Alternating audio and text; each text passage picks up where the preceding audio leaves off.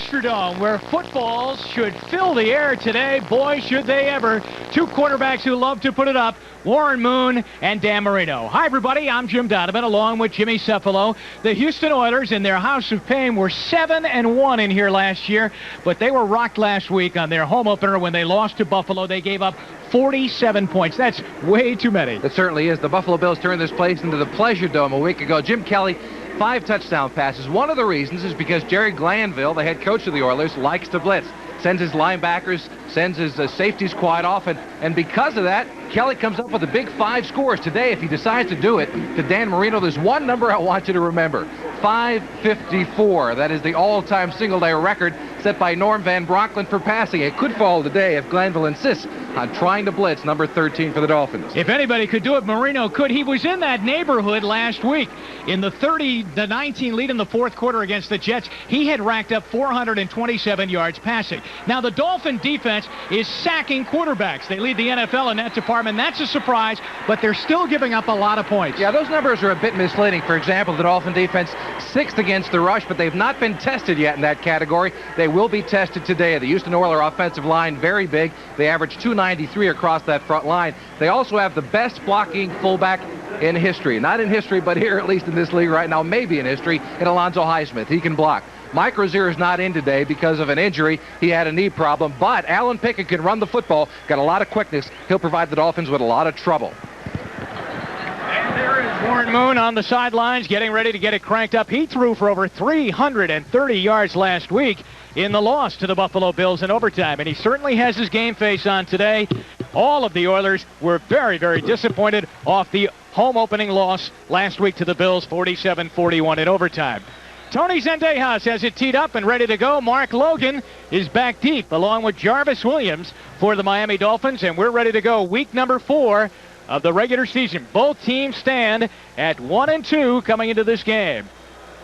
Zendejas, who had a 52-yard field goal to tie the game and send it into overtime last week, then had one blocked in the overtime, got a second crack at it, and missed, and Buffalo took the ball over and won the game. We're underway, and Logan takes it at his own 9-yard line.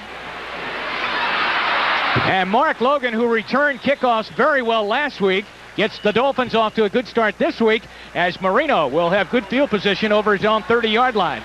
The offensive line, Dellenbach is now at left tackle. They'll go with a rookie, Jeff Ulenek, out of Ohio State. He's at center. Galbraith and Ronnie Lee on the right side of the line. Then, in the backfield, along with Dan Marino, it will be Stratford, and Logan gets the start for the injured fullback, Tom Brown. Duper, Clayton, and the tight end is Farrell Edmonds.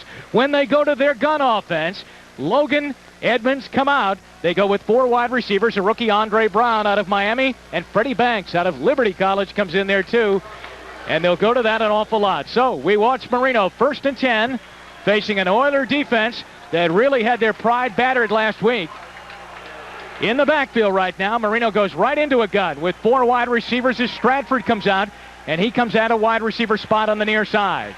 1st and 10, throwing to Jim Jensen, who checked into the lineup, and it's incomplete out at the 38-yard line. The left linebacker, John Grimsley, was over on the coverage. The Oilers front 7. Ray Childress moves to the corner again at the left end. Doug Smith is healthy again, so he comes back in at nose tackle. Jones makes up the front 3. Then the linebackers, Lyles, Grimsley, Smith, and Meads. The Oilers secondary, Brown and Allen picked on a lot last week. McDowell, a rookie out of Miami, at one safety, and Jeff Donaldson's back in the lineup.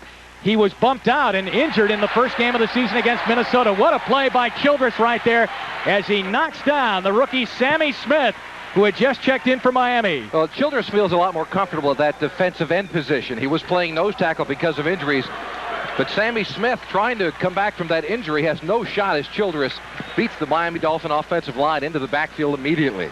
So it will be 3rd down and long yardage. 3rd down, 14 to go for Miami, and they go into their gun offense right now.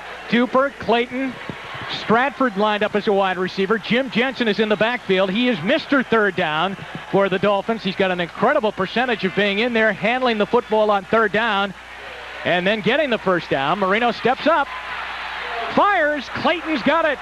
into Houston territory at the 48-yard line. Marino right on the money to number 83. Jim, it gives you an indication about what Jerry Glanville is thinking. He did not blitz on the play. As we mentioned in the opening, he loves to do so. He dropped everybody back into coverage. Take a look at it. Clayton on the outside will break back in. And there's a zone coming across. Look at all the Houston Oilers players in front. Marino, though, drills it in between the defensive backs and the linebackers, and Clayton comes up with a big catch. 24-yard reception for Clayton, and that's what killed this Oiler defense last week. They would get Kelly in 3rd down and long, just like Marino was set there on 3rd and 14, and yet they got the first down. Here comes Sammy Smith to the near side, and Smith goes over the 45, down close to the 42-yard line where John Grimsley makes the tackle. Smith hobbled all week by an ankle injury. He's back in there and looks good so far. That was a nice run. After his holdout, he missed the entire preseason, missed the first game against the Buffalo Bills in the regular season, then came against the Patriots and ran pretty well. But the ankle injury has hobbled him, and he will be a big part of this Miami Dolphin offense if he can stay healthy. It has been a knock against Sammy Smith since his playing days at Florida State. Well, he got 6 on that play. 2nd down and 4. Ball is at the Houston 42-yard line. Oilers right down their 3-man defensive front. Jim Jensen is in motion. Here's Marino back. And he picks out Troy Stratford for a Miami first down to the Houston 35-yard line. Al Smith and Grimsley, the 2 linebackers on the inside for Houston, coming up and making the stop. Stratford, 8 receptions a week ago against the New York Jets, had trouble early hanging on to the football. There he's coming out of the backfield, left side of your screen. It's another zone, and he's smart enough just to hook up in front of the linebacker, and he'll take enough yardage for a first down. What a perfect pocket that was, wasn't it, for Marino? Marino likes to stay into the pocket. He's not a very mobile quarterback. He's had knee problems through the years, and he's going to stay in the middle of that pocket at all costs. New backfield for Miami. Sammy Smith and Davenport. Smith gets the carry, and he goes off the left side, and Jeff Donaldson makes the tackle with the help from Bubba McDowell, too, as the 2 safeties have to come up and play. Jerry Glanville told us on Friday, Jeff Donaldson being out of the lineup, and his team loses. Jeff Donaldson in the lineup, they usually win. He is that important to the defense. Yeah, well, Jerry Glanville has an odd idea about football in a lot of ways. He's a very successful coach, however. He thinks the most important guy in the field is the free safety, and that's Donaldson for him. He likes a smart guy back there who has swivel hips, he calls it, who can turn and twist and get to the football. Donaldson is a good one. And in fact, he went on to say Jimmy Cephalo has those type of hips. Jim Jensen in motion, 2nd down, long for the Dolphins. A deflected pass up in the air, grabbing there. Johnson, he makes the interception. Richard Johnson comes up with the football. William Fuller batted it down or up into the air, and Marino goes to the sideline with his 8th interception of the season. Well, that other conversation we had with Jerry Glanville, he said to us, the one thing we've worked on all week is getting to tipped footballs. We'll get into Marino's face. We might not sack him, but he throws a lot of balls that are going to be tipped. There you see it there. And there's that tip drill that football players work on their whole lives. Glanville's got to be happy. That was his exact call. We get a tip ball, we've got to come down with the interception. So now we look at Johnson, who comes up with the interception on the Houston sideline.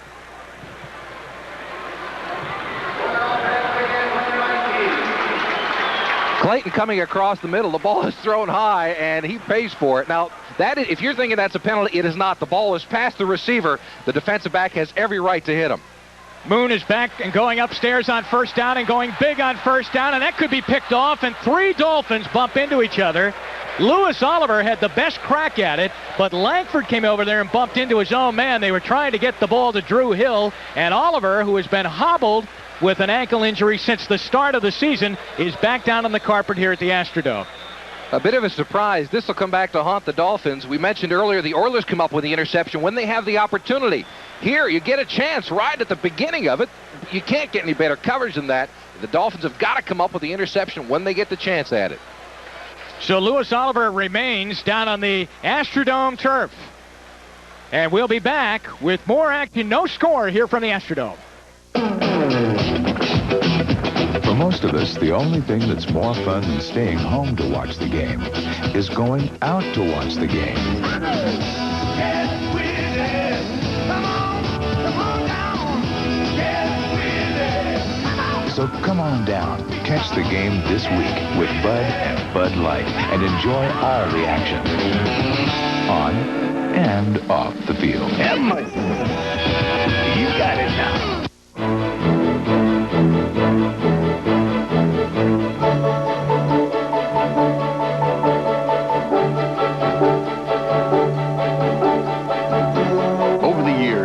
changed about the game.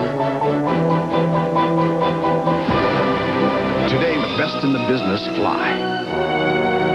And the airline that takes over 300 college and pro teams to their chosen field is United. Come fly the friendly skies. Have you driven a Ford? Now, during the official Ford clearance, get low 2.9% financing or $1,000 cash bonus on Ford Escort and Ford Tempo. Plus, get 2.9% financing or a $1,500 cash bonus on Thunderbird. Combine the cash bonus with option package discounts and save over $1,700 on Escort, $2,000 on Tempo, and get over $2,400 in total value on Thunderbird. Just some of the great values at your Ford dealer now. But remember, the offer ends October 4th.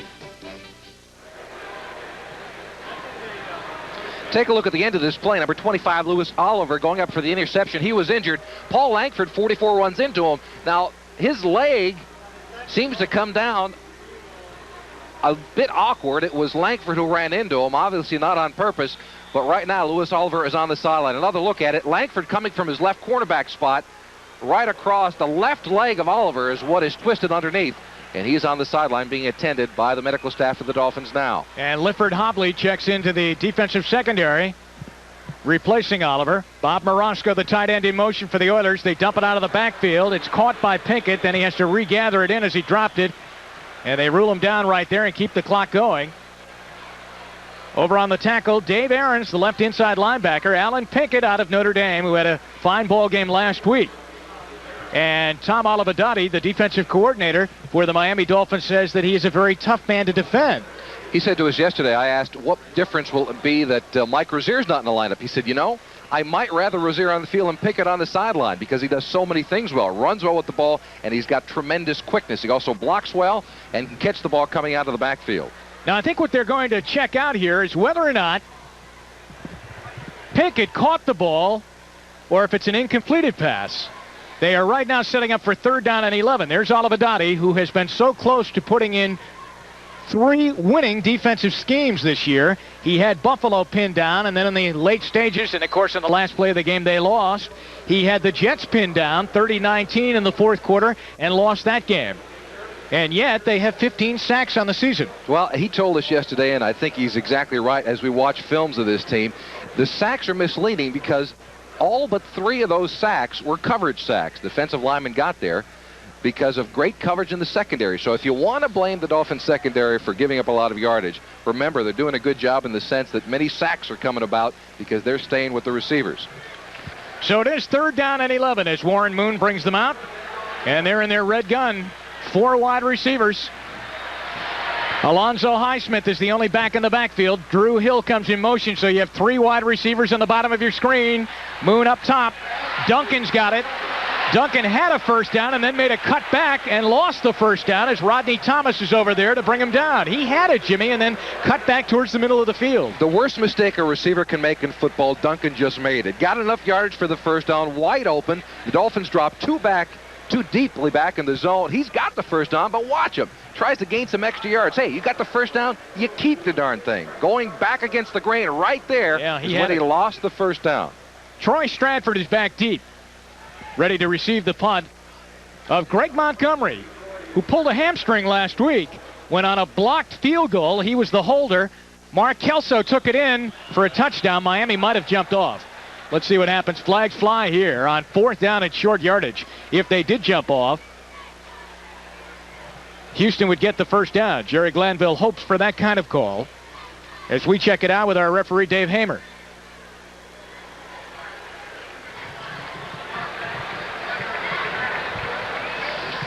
Eric Ferris gets nailed for the false start, so now it becomes 4th down and 7 yards to go. And Montgomery will move back inside his 10-yard line, and Stratford will inch up just a little bit more. There's Montgomery, but anyway, on the chase of Kelso into the end zone, he pulled a hamstring muscle and only started punting late in the practice week. In fact, Bruce Matthews was going to have to punt for Houston if Montgomery wasn't ready to go. Boy, he skyrockets this one into the ceiling. Stratford fumbles the ball, gets it back, and turns it into a pretty good run back out over the 20-yard line because it easily could have been Houston ball down at the 15-yard line. Montgomery goes to the sideline. Everybody should punt that well with a sore hamstring. It will be Miami's ball when we come back. No score here from the Astrodome. Have you driven a Ford? Now, during the official Ford clearance, get low 2.9% financing or up to $1,000 cash bonus on Ford Ranger. Get 2.9 financing or $1,250 on Bronco 2. Plus, get up to $750 on select F-Series pickups. Combine the cash with option package discounts and save over $2,200 on Ranger, over $3,400 on Bronco 2, and over $3,200 on big pickups. See your dealer for details on all the great values. Remember, the offer ends October 4th. This isn't an ad for 2001. This is an ad for Zenith's VHS VCR with dazzling special effects and remarkable hi-fi stereo sound. When you have a Zenith VCR, the movies you bring home will take on a whole new dimension. Zenith. Quality. Most of my friends don't know what they're going to do after graduation, but I've already locked in guaranteed skill training in the Army. Qualify now and you can reserve even the Army's most sought-after technical training up to 12 months in advance through the Army's delayed entry program. Sure, being a soldier won't be easy, but then nothing worth having ever is.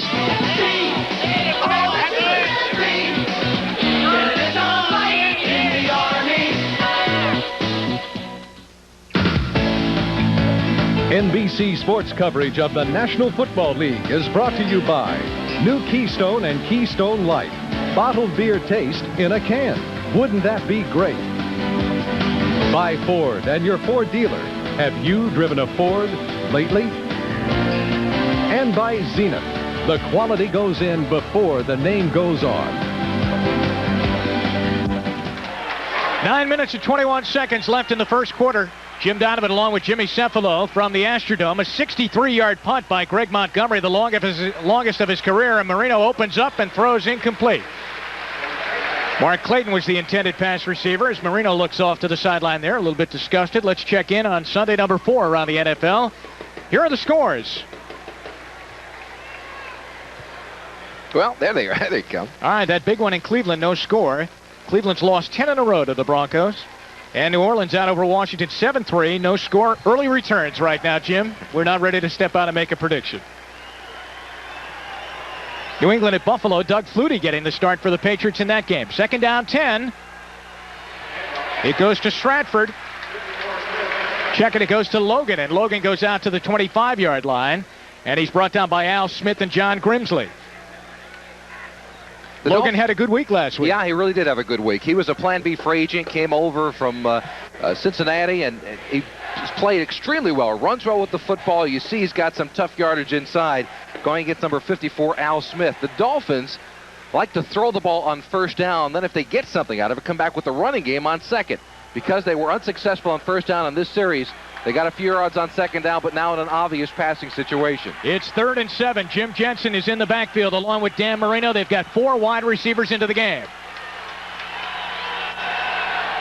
Jeff Donaldson coming out of safety blitz.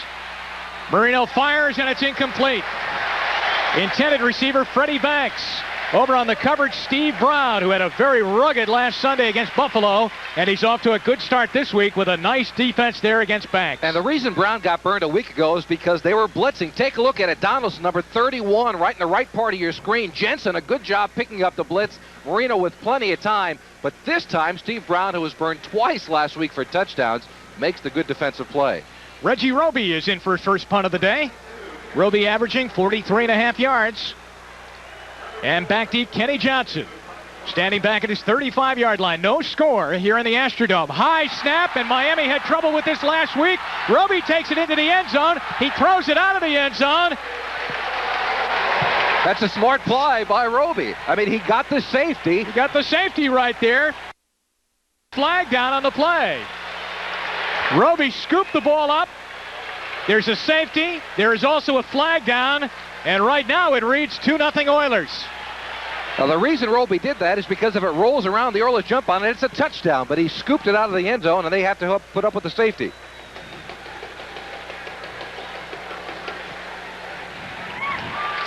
Roby will take the penalty. It's another bad snap. Kinchin, the center for the Miami Dolphins, had trouble a week ago. He has it again today. Now, Roby's in a no-win situation. He's either going to give up 6 points or 2. Makes the smart play. That is a penalty. He illegally batted the football, but hey, who cares? Right now, they only get 2 points.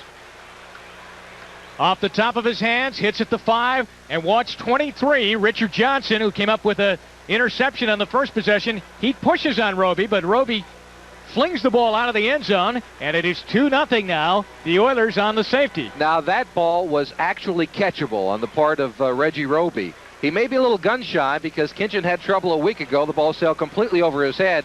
But on the replay, Reggie Roby's got to come down with that football. The snap was not bad enough for him to miss it. So it's a free kick, kicking away from his own 20-yard line. And Houston will get the ball in good field position as Kenny Johnson is back deep again.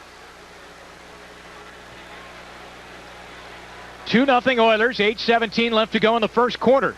On a safety, Miami had 3 huge special teams mistakes last week in the loss to the Jets. And already, about 5 minutes into this game, they had a problem right off the start. We'll be back with more from the Astrodome. That's right, the score is correct, 2-0 Oilers.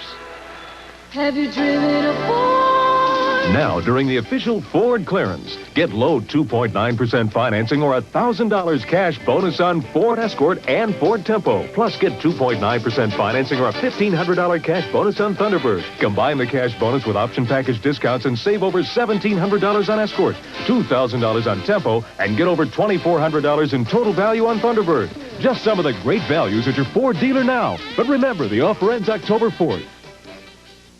Wouldn't it be great if suddenly you were in charge of the annual swimsuit issue, deciding things like how the models pose and who gets the cover? And wouldn't it be great if the models brought beer? Really great beer, like Keystone, the fresh, cold-filtered beer in a can that tastes like beer in a bottle because of Keystone's specially lined can. And wouldn't it be great if later that day you all went bowling? Introducing Keystone and Keystone Light, bottled beer taste in a can. Wouldn't that be great? What's the difference? It takes too long to learn to use a computer. Wrong. DeskMate makes the difference with graphics that guide you. Learning new software is like starting over. Not now. DeskMate uses the same plain English commands with different programs like load a spreadsheet for DeskMate. A computer? I wouldn't know what to do. Now you will. DeskMate makes the difference. DeskMate is simple. It's PC compatible. DeskMate is even easier on Tandy computers. The friendly face in the PC crowd at Radio Shack and participating dealers. 2-0, Oilers in the lead. Free kick, Reggie Roby punting from the 20 because, remember, he committed the penalty, batting the ball out of the end zone. Kenny Johnson takes it from his own 20. Well, that was a heck of a punt, and he brings it out over the 35 to the 36-yard line, and Jim Jensen is in on the tackle. Good special teams player, too.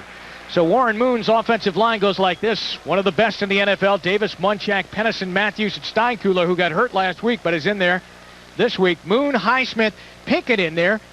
The wide receivers, Hill and Gibbons, and a rookie Morosco out of Penn State at tight end, used really as a blocker. When they go into their red gun, this is what happens. Jeffries comes in, and Curtis Duncan going with the 4 wide receivers. 1st and 10 out over the 35-yard line at the 36. Oilers in the lead 2-0. And here comes Lorenzo White. And White turns the corner and goes spilling out into his own bench over the 40 to the 42-yard line where William Judson runs him out. White getting a lot of work because of the injury to Rozier. Jerry Glanville used to call White a bula back. What that means is that he couldn't block and he couldn't catch the football, but he sure could run with it just like you do in college. And I asked him if he changed the assessment of him. He said, yeah, I'm beginning to. He's starting to block a little bit, starting to come out of the backfield a little bit as well. Ball is out over the 40-yard line at the 43. 2nd down at 4. As the former bula back ended up with 6 on that play. Moon has Highsmith and White. And White carries for a Houston 1st down as he started left and darted up the middle and goes out to the 48-yard line. Greg Clark in on the tackle for the Dolphins. And Alonzo Highsmith with another spectacular block. When I said earlier he may be the best that's ever played this game as far as a blocking fullback is concerned, that might not be much of an overstatement because Alonzo Highsmith has got great leverage. Take a look at him. Left part of your screen is going to come into it. Watch what he does to Hugh Green. Turns him right away. Now, that's a man who used to be a linebacker in his younger days of playing. He knows what it's like to be on the other side of the ball, and he is a good blocking back. 3 wide receivers at the bottom of your screen, 1 on the top, and they go to the top, and Jeffries makes the catch and goes down to the Miami 40-yard line. Judson is in on the tackle along with Hugh Green. So there goes Hayward Jeffries, and he'll go off to the sideline. So on first down, they did go with their red gun offense, and they pick up another bundle of yardage. What they're doing is spreading the Miami Dolphin defense. When they go into that red gun, as they call it, all that means is there's 4 wide receivers in the game. They spread the entire defense. You see the amount of room between Green, number 55, and number 45, Judson? That's exactly what Jeffries and the Houston Oilers offense wants to do. 1st and 10, Houston. Ball is at the Miami 40-yard line. 6:40 left, first quarter. Highsmith and White in the backfield. They go back to Lorenzo White. Still going is White. Good run. Down to the 31. Paul Langford gets him by the ankles and brings him down, but Lorenzo White bumped heads with a couple of Dolphins before he finally went down. Take a look at it from the sideline level. Again, it's Highsmith leading up through. That gives a big enough hole, but let's talk about this Bulla back. He breaks 1 tackle, breaks another, and it's finally taken down by 2 people in the secondary. Incidentally, Lewis Oliver is back in the Miami secondary as Lorenzo White, 19 yards rushing so far. Lining up deep in that backfield. 2nd down and 1. He picked up 9 on that last play. There's Highsmith going in motion and lining up on the other side of Moon now. 2nd and 1. Back it goes. White, and why not? He's got the hot hand right now, and he's inside the Miami 25-yard line. Rick Graff makes the tackle, and another first down for the Oilers. The middle of that Dolphin defense has been the problem spot. You know the story about John Offerdahl, the all-pro linebacker. He's still not in there. Number 60, Greg Clark is, and so is number 50, Dave Aarons. And there's a wide hole in between because that big Oiler offensive line caves the Dolphin defense, and that gives White a big enough room to run through. Graff, the linebacker out of Wisconsin. Jay Pennison, the center, made a seal block there that really allowed the avenue to open up for Lorenzo White. 5:09 left in the first quarter. Drew Hill in motion. It's 1st and 10. Just inside the Miami 25. Moon. Highsmith down to the 20-yard line. So first they go with White, then they come at you with Highsmith. They are rich in talent in that offensive backfield. And remember, Rozier's out. Well, the problem with Highsmith is that he blocks so well that sometimes you need him to block and you don't have him the football. But let me tell you, the guy is a good enough running back to play in this league for a long, long, long time. He also catches the ball well out of the backfield, had 4 catches a week ago against Buffalo. Don Shula knows an awful lot about Highsmith, right? Went to high school with Mike Shula. Right, they played together on the same team, Columbus High School. In fact, Dorothy Shula used to cook pregame meal for both of the guys when they'd come over. Don Shula is well acquainted with Alonzo Highsmith. 4:20 to go in the quarter. 2nd down at 5. Moon in trouble, and there's the sack. Number 16 on the season for the Dolphin defense, and it might be another one of those coverage sacks as Hugh Green puts him down. It seemed to be. Moon had nowhere to go with the football. The Dolphins usually send Hugh Green. He is an outside linebacker, but he usually comes along with the front. Take a look at it. Moon with lots and lots and lots of time, nowhere to throw the football, and he actually falls over Hugh Green, who just kind of fell into a sack. You're right, it is another coverage sack for the Miami Dolphins secondary. They're playing well. So the Dolphins now have the Oilers in 3rd down and 11, and we should see the 4 wide receivers, and we do. And the only back in the backfield is Highsmith. That's Ernest Givens going in motion. Moon unloads. Jeffries has it, but he doesn't have the first down. He's short of the first down at the 19-yard line. Rodney Thomas is over there on the coverage along with Dave Aarons. Pretty good defensive stand by the Dolphins. And you know, the funny thing is, the Oilers were pounding away with the running game, then decided to go up top. Suddenly, they're settling for 3. And it's a wonder why they decide to do that. If you're going against Dan Marino and you're Jerry Glanville, you got to say, let's keep this guy on the sideline. Let's run the football. They're missing Mark Brown, their inside linebacker, as well as John Offerdahl. He's got a mismatch with Highsmith and that offensive line in front of him. You got to wonder why he decided to throw at the latter part of that drive. Zendejas out of the hold of Greg Montgomery. Zendejas 4 for 9 on the season. Fumble on the hold. Zendejas with the Garo Yepremian pass. And the ball down at the 15-yard line. Oh, boy. Yes, sirree. Zendejas never got a chance to boot it. We have an injured player down on the field, an injured Dolphin, because watch what happens to Montgomery. It's a good snap. Montgomery should have gotten that football down, but I like your characterization. I wonder if Zendejas can make a tie now and again. A bad throw downfield, but he really had no other choice in the situation. All right, Lewis Oliver ends up with the interception on the Zendejas pass. Take a look at the snap. Now, Montgomery, the punter, is the holder. It was a very good snap. Matthews is the snapper. And that should have been handled. Zendejas in trouble. And if he throws it downfield and it is intercepted, that was a good play by him because he gets a couple yards out of the deal. There's the pass. Bye-bye. We'll be back. Liberty Mutual Insurance presents Legends of the Game. For 5 straight years, he rushed for over 1,000 yards. Known for his hard-nosed approach to the game, he gained over 8,500 yards rushing and scored 93 touchdowns. When he retired, only the great Jim Brown had outrushed him. Who was this legend? Liberty Mutual presents property damage that never happened. Because our years of experience in helping prevent property losses has made Liberty Mutual a leader in business property insurance. Protecting your business property is why America believes in liberty. How about lunch? America believes in liberty. Liberty Mutual Insurance. Jim Taylor put the POW in the Packer Power Suite, the first of Lombardi's Packers inducted into the Hall of Fame, a true legend of the game.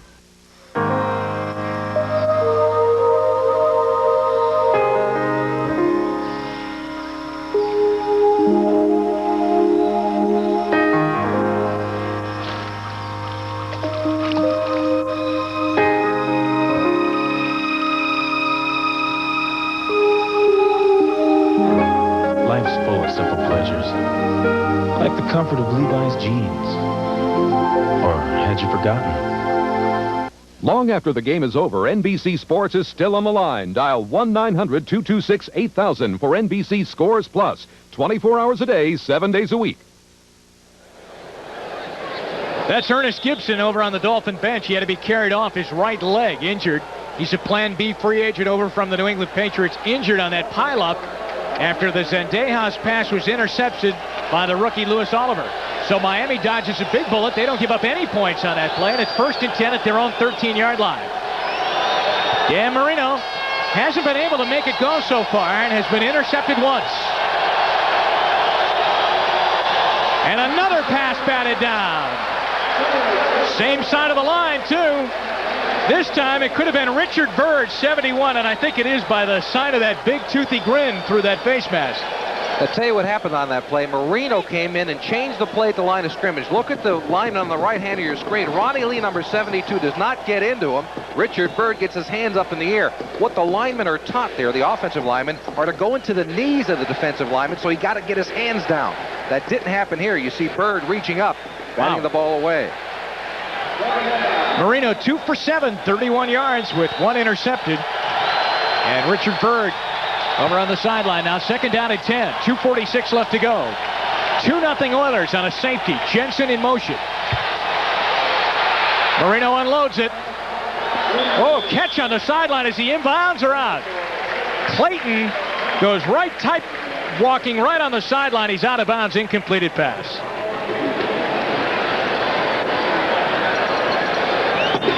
Take another look at it. Marino getting a bit of pressure. He was waiting to try and see if Clayton was going to open up on the sideline. But good coverage by the Oilers. They're staying back in that zone. We mentioned the early part of the day. You see the zone? Watch all the Oilers. They're just covering an area. And Marino had absolutely no room to try and stick that football in. Well, he didn't get any feet down. 6 defensive backs in the lineup now for the Oilers. Jim Jensen back in that backfield. Oilers jumped off, then got back. They run a draw play, and Jensen carries out close to a 1st down, too, as he goes out near the 25-yard line.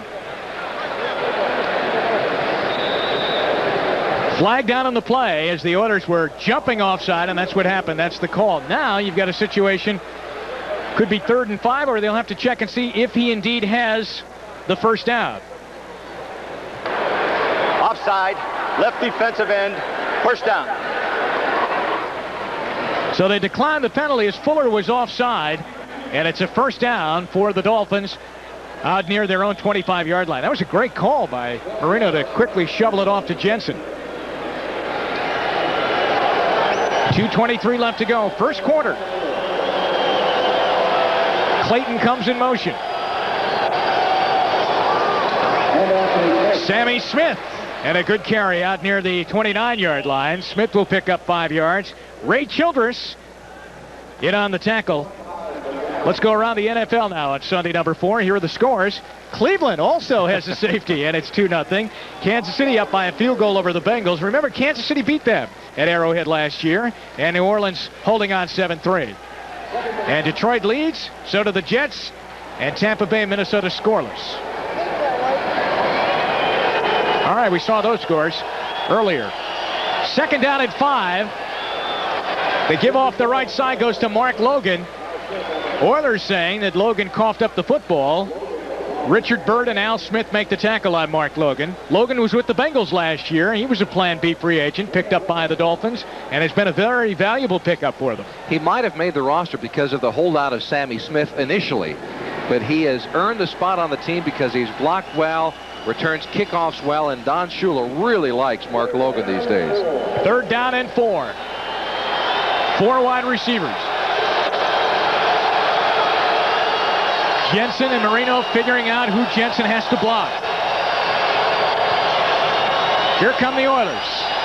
But Marino has a lot of time, and Duper cannot hang on at the 40-yard line. Chris Dishman out of Purdue was in on the coverage, and so far it's been a frustrating day for Dan Marino throwing the ball. Well, he was off target there. Duper was pretty well open. He had beaten quick little slant pattern. Take a look at it. Duper, bottom part of your screen, makes the good move inside, and Marino is well off target. If he throws it out in front, Duper gets the first down. Also a headache because Donaldson was up to try and make the play. All right, pay attention, everybody, now. It's been a real adventure when Miami has punted. Remember, it went over Roby's head the last time. He gets this one off, though.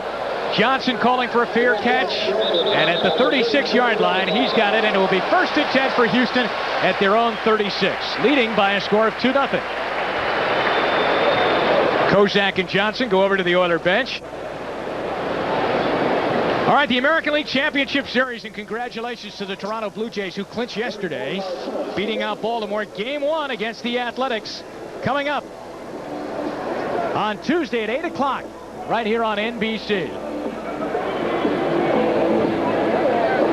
All right, game 2 then is coming up on Tuesday. Game number 3 is coming up on Wednesday as the Major League Baseball Championship Series coming up here on NBC starting this week. Ernest Givens going in motion. 1st and 10. Houston at the 35-yard line. Here's Lorenzo White.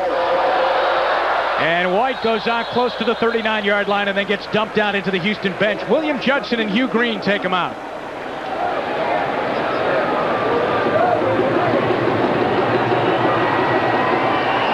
Now the injury on the Dolphins bench, Ernest Gibson, who was carried off the field, has a sprained right knee, questionable as to whether or not he'll be able to return to the Dolphin lineup. Pickup of 4 on the run by Lorenzo White. It is 2nd down at 6. 4 wide receivers check into the game for the Oilers. Warren Moon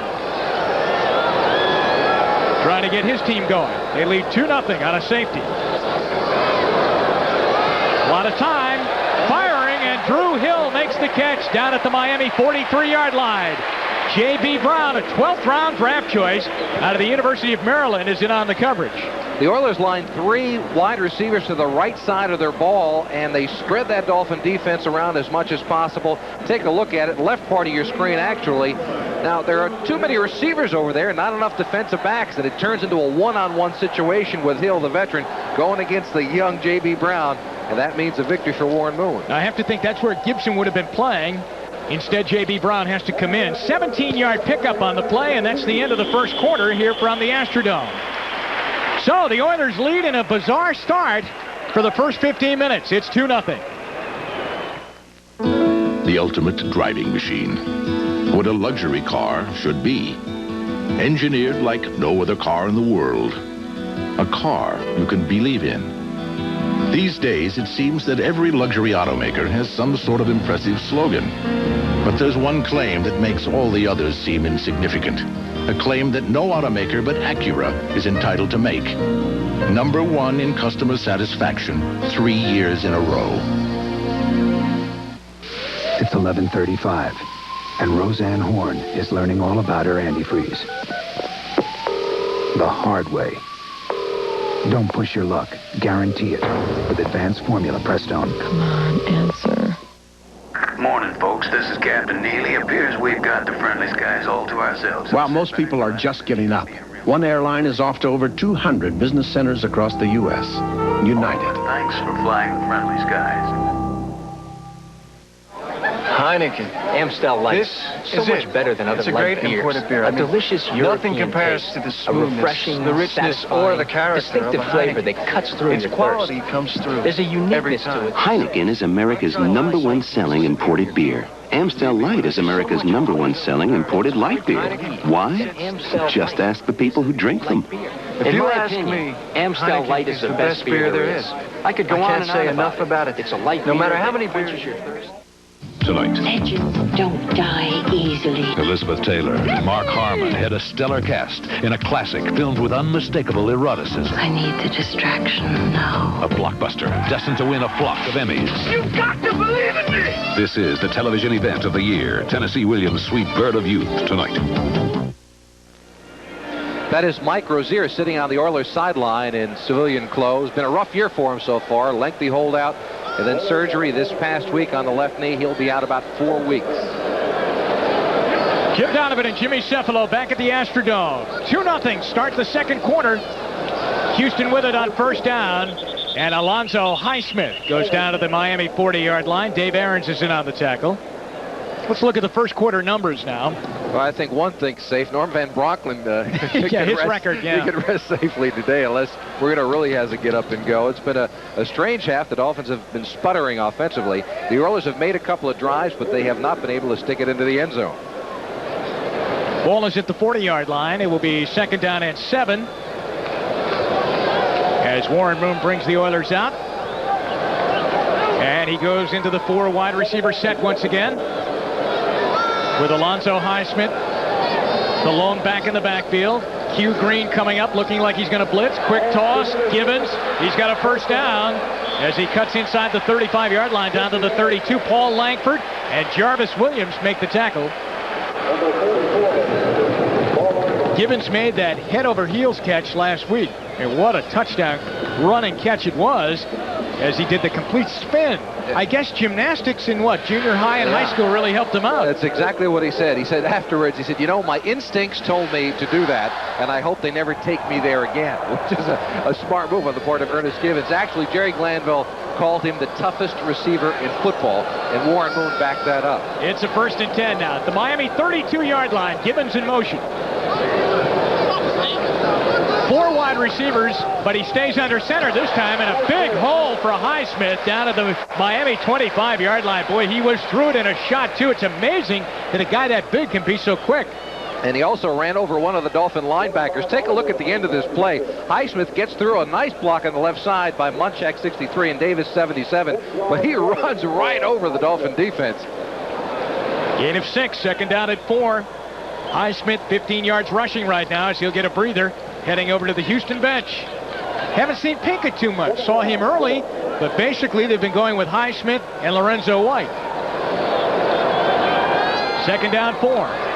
White in the backfield now. See the wide receivers like a conveyor belt, all telling the play, one to another down the sideline. Lorenzo White down inside the 25, down over the 20, down to the 19-yard line, and should be, and is, another Houston first down.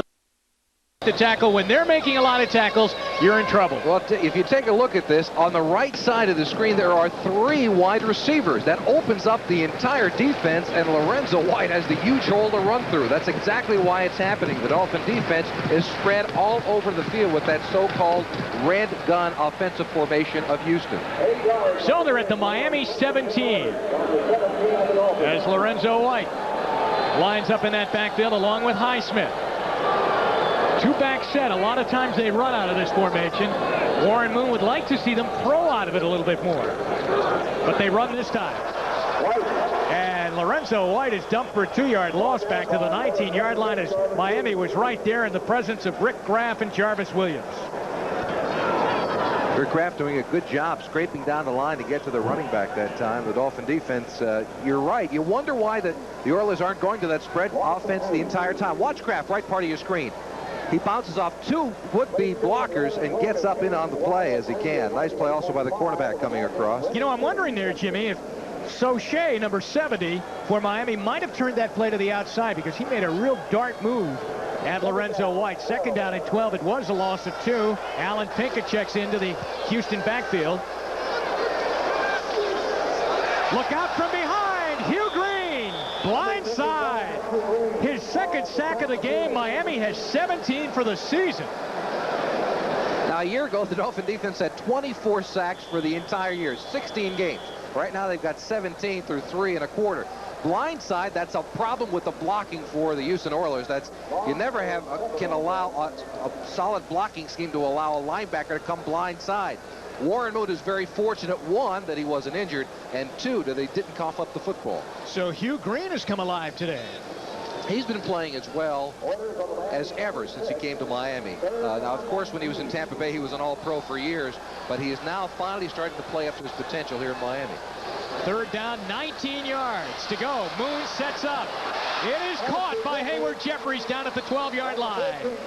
Dave Aarons is over late to make the tackle on the play. They are short of the 1st down, though, as they had a long way to go. So Jeffries was open over the middle, made the catch, but was quickly brought down by Aarons. 4th down, and Zendejas will come in as Glanville with the headset off. Obviously upset because they were moving very, very easily on the ground, and then suddenly it just went kaput on them.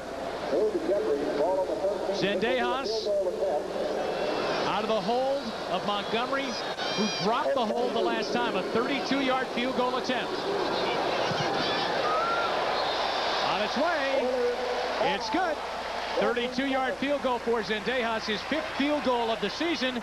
And the Oilers jump out to a 5-0 lead here from the Astrodome. We'll be right back.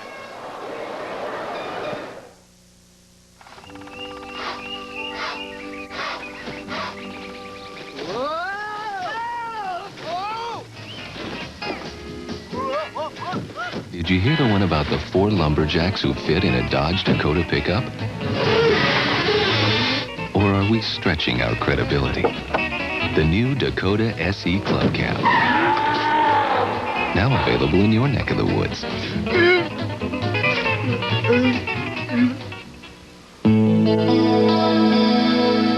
If you like to be seen in all the right circles, Right beer now.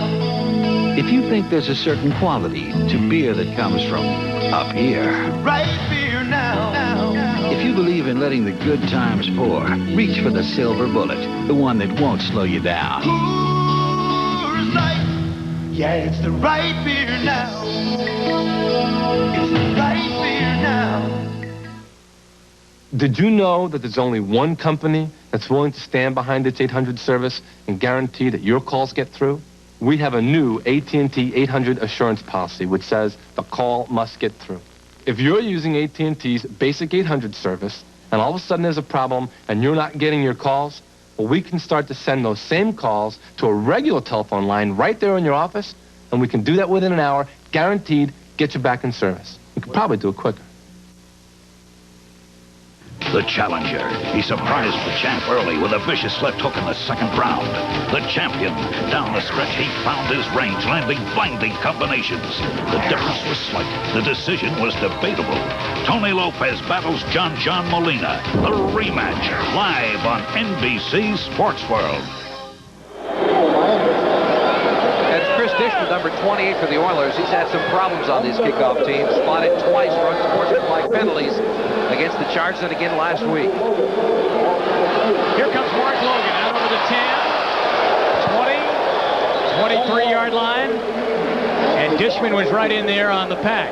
10-minute ticker time.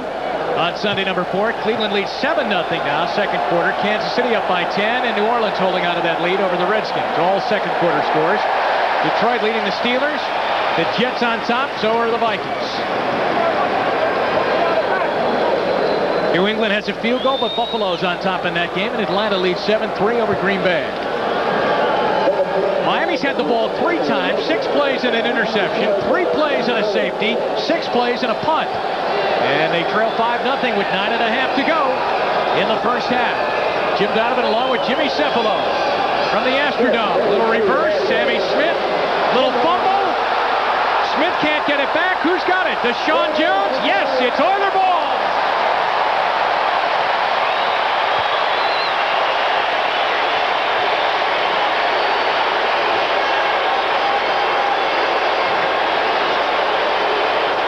Sammy Smith seems to be running a bit gingerly. He's got that ankle. He has not had a lot of contact. Remember the long holdout at the beginning of the season. Let's see who knocks it out. It's actually the linebacker from the inside. That's Al Smith, number 54. And Sean Jones up with it. Number 96, Sean Jones coming up with it. Take a look at it from the inside. He looked like he had a good enough hole coming up. 61, that's Foster to the inside, but Smith gets his hand on the football, and that's what causes Smith to cough it up. Oh, Don Shula's having a painful day in the House of Pain so far. Can't get anything rolling. Oilers get the ball in great field position, and here comes Highsmith. And look at him read the hole down to the 21 of Miami. Louis Oliver on the tackle along with Hugh Green. The Oilers and Dolphins are playing a little bit of a cat and mouse game here. The Oilers that time come out in that spread offense on the very first down. And what they're saying is that, look, you go out and cover those people, now we'll run the ball down your throat. Now, if you don't go cover, we're going to throw the football on first down. That's the game being played now between Glanville and Shula. So to second down and 1. 9 yards on the run, and they go to the red gun formation with 4 wide receivers and Lorenzo White in the backfield. Gibbons coming in motion. Ball close to the Miami 20. White hit quickly. He might have gotten the first down to the 20-yard line, but Miami closed in. Jeff Cross was there, along with Dave Aarons and Greg Clark. No gain, and so it's 3rd down and 1. Take another look at it. This time, the Oilers decide to run toward those 3 wide receivers. And a nice play by Graf coming up to make the initial hit. All right, 3rd down at short yardage now. They have to get to the 20 or even a little bit on the side of the 19.5-yard line. On 3rd down conversions now, the Oilers are 0 for 3. Couple of tight ends in the lineup, Morosco and Verlhaus. Time is called here. The Oilers came up with a 2-back set, and Warren Moon calls timeout, and he'll go to the sideline and check things out. 7:54 left to go here in the first half. Moon to a discussion, leading by a score of 5-0.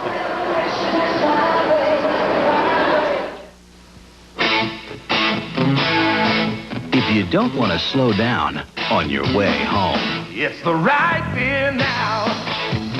if you think having fun means jumping in with both feet, It's the right beer now. you realize that in some sports, you can't call a timeout. So call for the Silver Bullet, the one that won't slow you down. Coors Light. Yeah, it's the right beer now.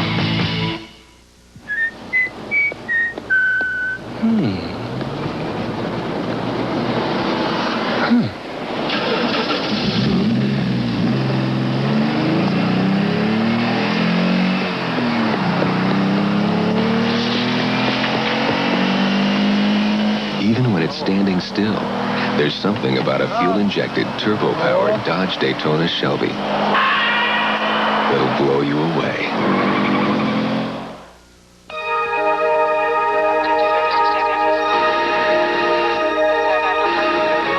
When Delta Airlines Steve Masutka found a wedding ring, The person who lost a ring, please return to Delta Street B6. I'll be standing over here. He knew someone had to be very unhappy. Young man, are you the one who found my ring? Yes, ma'am. This means so much to me. How can I repay you? This is part of my job, ma'am.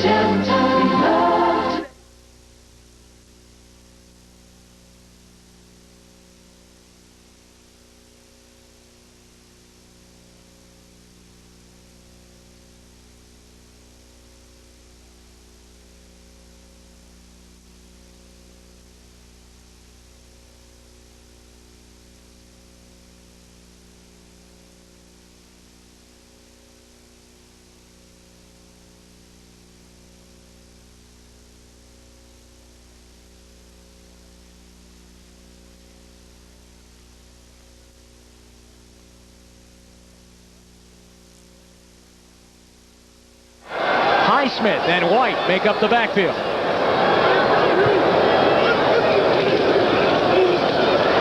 Lorenzo White's got the first down as he peels off the near side and gets inside the 20 down to the 18-yard line. Lewis Oliver been making a lot of tackles on this game. The big tip-off for the Houston Oilers offense when they're in short yardage and goal line is where is Alonzo Highsmith lined up. We'll get to Lorenzo Hampton in just a moment. Where is Alonzo Highsmith lined up? If he's on the left side of the ball, then they're running that way because they want him as the lead blocker. That's exactly what happened. The Dolphins know it's coming, but they just can't stop it. Highsmith setting up behind Warren Moon. First and 10 now at the 18-yard line. Drew Hill in motion. And they give it to Highsmith. Outside, then cuts inside and gets down near the 11-yard line, too. Highsmith is brought down by Dave Aarons and Paul Langford. Running over that right side of the offensive line of the Oilers, 74 Bruce Matthews, 70 Dean Steinkuhler. Now, what a hole this is to run through. There's not much there, it doesn't seem to be, but it's Highsmith who finds a little crack and gets up for enough yardage to put the Oilers in good space in this second down situation. He got 6 yards. Well, that's nice to be getting 6 yards on first down. That's where you want to be. It is second down and 4 at the Miami 12-yard line. No touchdown so far in this game. A field goal and a safety have the Oilers on top 5-0. Highsmith and White again in the backfield. Lorenzo White to the middle, to the 5, maybe the 4-yard line. Jarvis Williams gets him up top. Hugh Green is down on the bottom.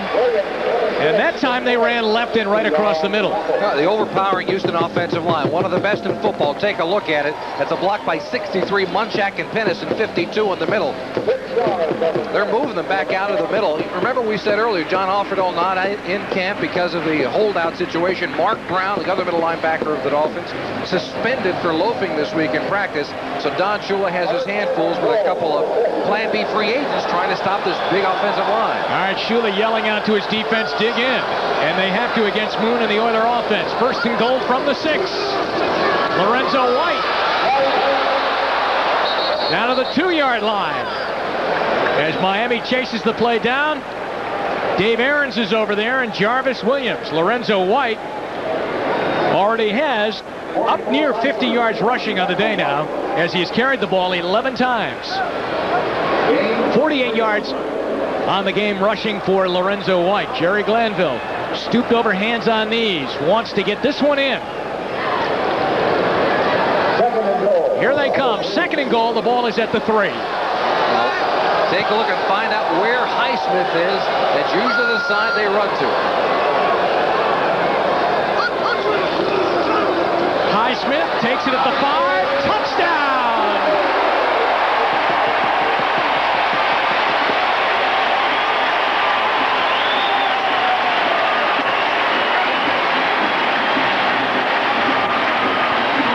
Looked like an old Bula Bula college play, though, didn't it? Pitch out to the tailback. Well, you know, it was confusing. Highsmith was right in the middle, directly behind Warren Moon. That's what you got to worry about. They like to give him the ball from that position. He balls in for the first down for the touchdown as well. Jimmy, when he takes the pitch, he's at about the 8-yard line. Yeah, he sure is. And then he just gets it turned upfield. That whole offensive line pushing the Dolphins alongside. Pennis, number 63, with a good block.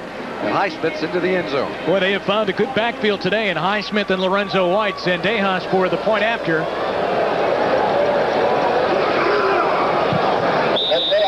Right down the middle. And after the Miami Sammy Smith fumble, the Houston Oilers take that right back down and score and lead by a count of 12-0 with 4:50 to go.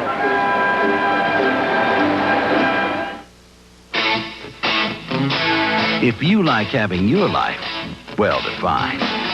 It's the right beer now. If you think that beer made in the Rockies sounds better than beer made in cities. It's the right beer now. Because when the game's this close, you don't want to drop the ball. So send in the Silver Bullet, the one that won't slow you down. Coors Light. Yeah, it's the right beer now.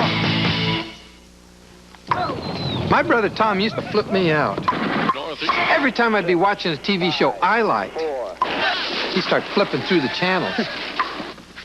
Then we got this amazing Magnavox TV.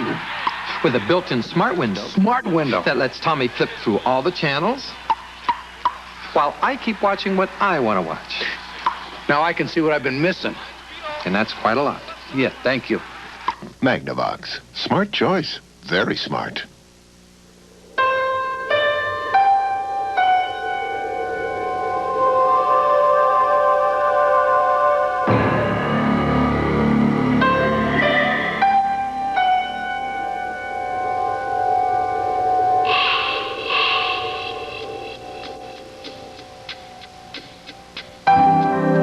Life's full of simple pleasures. Like the comfort of Levi's jeans. Or had you forgotten? Jim Kelly. Eric Dickerson. Aerial assault. And the ground attack. The Bills battled the Colts. Next Sunday. Well, that's Mike Brozier and Alonzo Highsmith, and Alonzo saying, here, you need this drink more than I do. Mr. Touchdown, Highsmith. He has scored a touchdown in every one of Houston's games so far. Logan takes the kickoff for the Dolphins in the end zone. He juggled it, and Miami looks very, very tight handling the football. The numbers on the Oilers scoring drive go like this as Marino back out onto the field. 7 plays that went 29 yards, 4.5 minutes. Highsmith and White did the bulk of the work on the drive, and Highsmith goes in. And the Oilers accomplished a couple of things on that drive. Yeah, they score, but they also keep Marino off the field for 4.5 minutes, going just 29 yards. Doesn't Miami look like they're just having trouble holding on to the football? They're not in sync yet. They seem to be tight in every respect, from Marino to the running backs to everyone concerned. Out of the backfield, see what I mean? Right there. All right, let's go to New York. Here's Bob Costas with an NFL update. On the pregame show, we told you Boomer Esiason wouldn't start today, and he didn't, but they had to press him into service. He's just thrown a 40-yard touchdown pass to Tim McGee. He's in there because his own backup, Turk Schonert, injured his ankle early in the first quarter on this play, so Esiason, on a gimpy ankle of his own, comes limping into the game. At Arrowhead, the Bengals trail the Chiefs 10-7 in the second. 12-0 here. Houston in the lead over Miami. 4:40 left to go. Troy Stratford couldn't hang on to the football on that last play. Mark Clayton comes down the line in motion. Here comes Sammy Smith. He fumbled the last time he carried the football, but he holds on this time. And boy, look at the Oilers flood to the ball there with those heavy hits. Kenny Johnson, or Robert Johnson rather, in on the tackle. And that's a good move by Shula and the Dolphins, Marino, and everybody concerned. Smith fumbles the football just the last time he's in the football game. They come right back to him because it's a rookie, a first-round choice. He's going to be around for a long time. You can't start putting doubts in his mind. He can hang on to the football. That's what you've got to teach him, that you're going to get bumped around in the NFL. They just don't tackle you in this league. They grab for the football as well. 3rd down and long. 3rd down 8. Sammy Smith's numbers on the day. 4 wide receivers, 1 back in the backfield. That's Jensen. Marino in trouble. Gets out of trouble by going to Duper, but I don't know if he got the first down. He had it, and he was up close, and then Steve Brown and Bubba McDowell and all of the other Oilers, Johnson and Dishman, all 4 of them converged to pull him back, and they didn't get the first down. They'll punt. Once again, the Oilers not coming with the all-out blitz. They know against Marino it usually doesn't do any good. The 2 receivers down the bottom. Watch the good coverage. Everybody concerned. Nobody's open. Duper is running his own kind of a Magellan route. He took the long way around to catch that football. Okay. That's the best defense against Miami right there. Marino on the sideline. Roby will punt. Kenny Johnson back deep. Fair catch. And at the 31-32 yard line, that's where Houston will start. 10-minute ticker time. Roby to the sideline. This is the 4th Sunday in the NFL. Here it is. Browns lead 7-3. Kozar to Slaughter at a touchdown pass. Kansas City up by a field goal. And New Orleans has added to their lead. And the other games around the league, the Jets by 7 and Minnesota by 10 now over Tampa Bay. Buffalo adding to their lead over the Patriots, who are truly struggling. And Atlanta 7-3 in the second quarter. This AFC East, everyone is 1-2 with the exception of the Buffalo Bills. They seem poised to go 3-1 after today. We're 12-0 Oilers. They just scored on their last possession as Alonzo Highsmith went in from 3 yards out. Now they have the ball back with 2:57 left to go in the half, and Moon firing and Ernest Gibbons catching. Out over the 40-yard line, out to the 44 of Houston, and that will be a first down. Well, they make it look very simple now. They are not going to huddle. They are going to get right up to the line of scrimmage. The reason for this, the Oilers call a lot of their plays at the line of scrimmage. They're in that red gun formation with 4 wide receivers.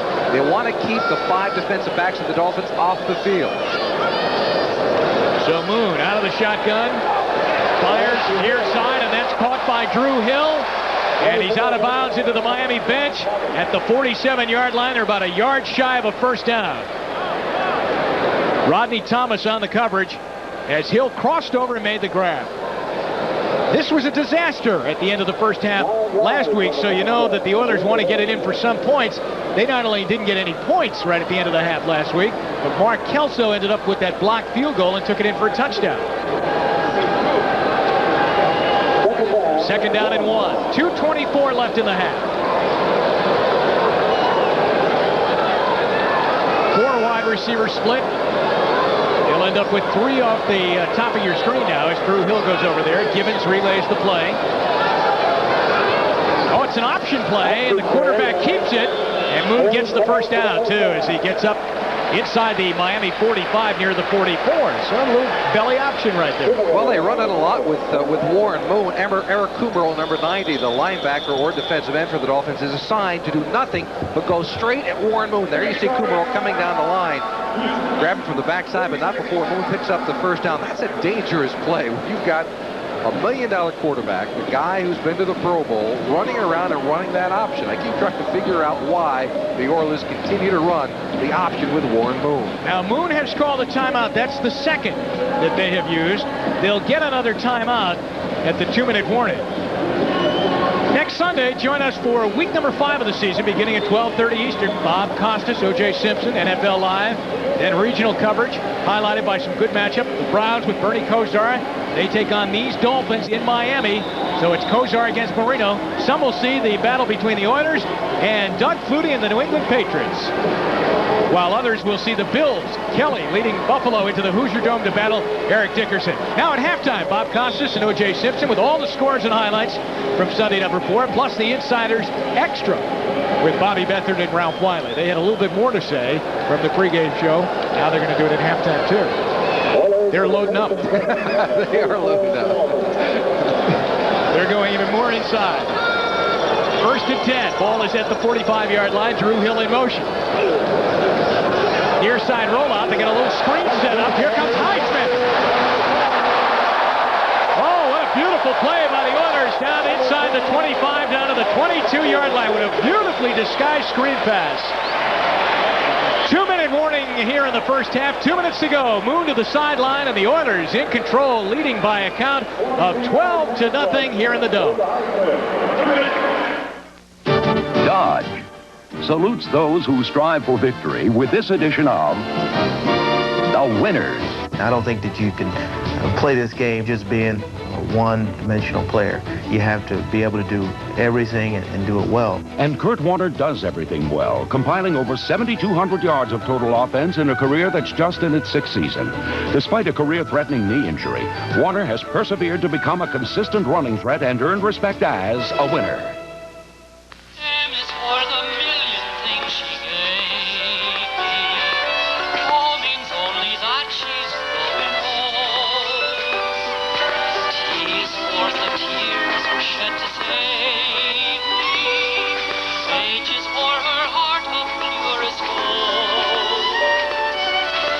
Moms and compact cars like the hot little Dodge Shadow. Somehow they aren't making them like they used to. I like quiet little towns like Crested Butte.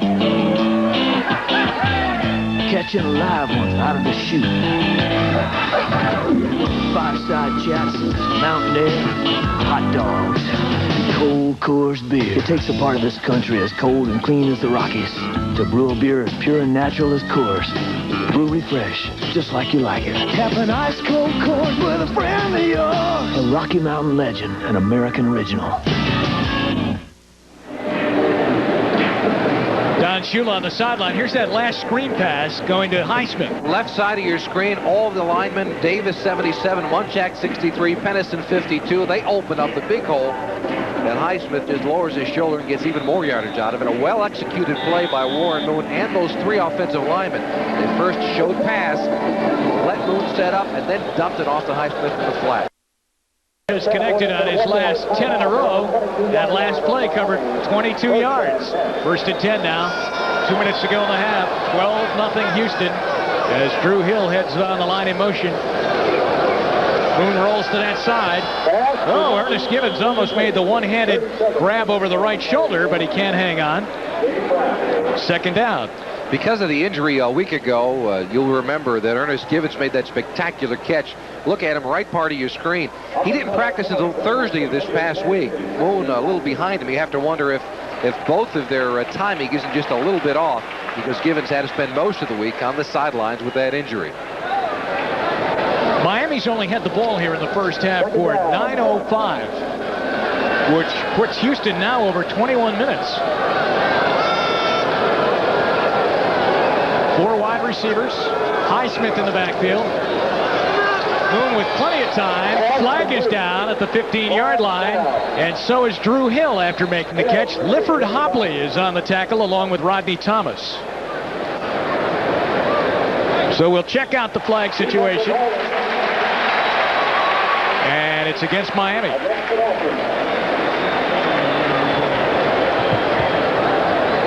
Our referee, Dale Hamer. Boy, long half, huh? Not a happy man in the locker room? It has been for Don Shula. No, he's very businesslike in the locker room. He doesn't get extremely emotional during halftime of football games, which might surprise some because, of course, Don Shula can be a fiery individual on the sideline. But he is very professional, very businesslike once he steps into a locker room. All right, Dale Hamer, give us the word. Illegal hands, number 36 in the defense, jammed to the head, first down. Well, 36 on the defense would be Tom Brown, so I think they have the wrong number there, unless the fullback has shifted over to the other side of the ball, and we haven't seen him all day, so I think they have the wrong ID there, but illegal use of the hands puts the ball now down at the 17-yard line with 1:51 left. You don't even think today he might go in there and be a little bit less businesslike? He usually reserves it. It depends also. I mean, if the Dolphins can hold Houston here to just a field goal and go in with a semblance of a chance in the second half, it's a different story. If you go in and you're down 19 to zip, then it's going to be a whole different halftime for the Miami Dolphin players. First down from the 17 of Miami.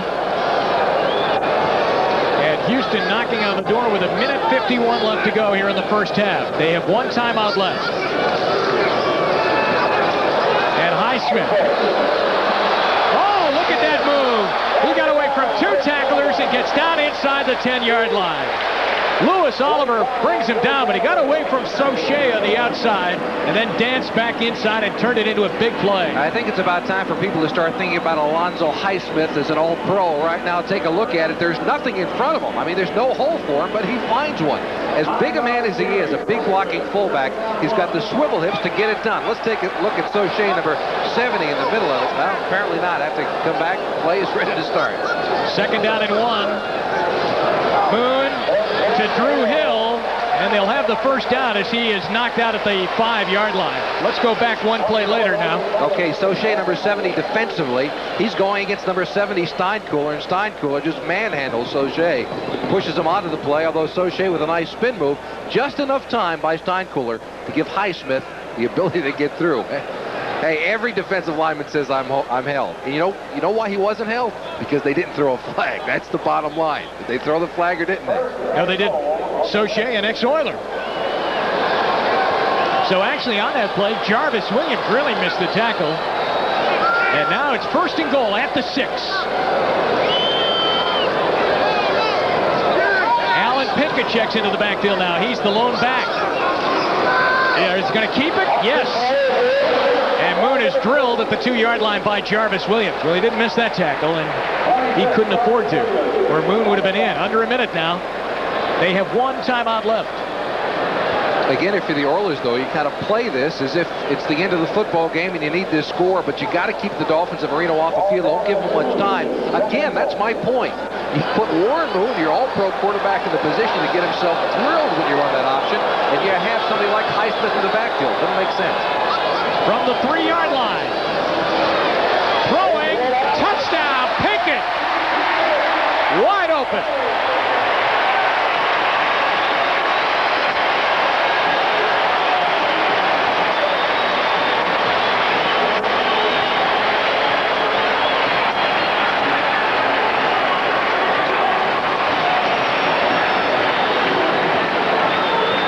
The Oilers setting up the running game. Then he has the little rollout with the 3 wide receivers on the side. They flood the area. See, nobody's back there in the end zone. Those 3 wide receivers just cleared the area out, allowing Pickett to slip into the flat for the score. Well, Alan Pickett hasn't played much today, but he gets a touchdown. Zendejas and Montgomery. Montgomery holding. Extra point is good. And it's 19-0. Houston in the lead with 31 seconds left.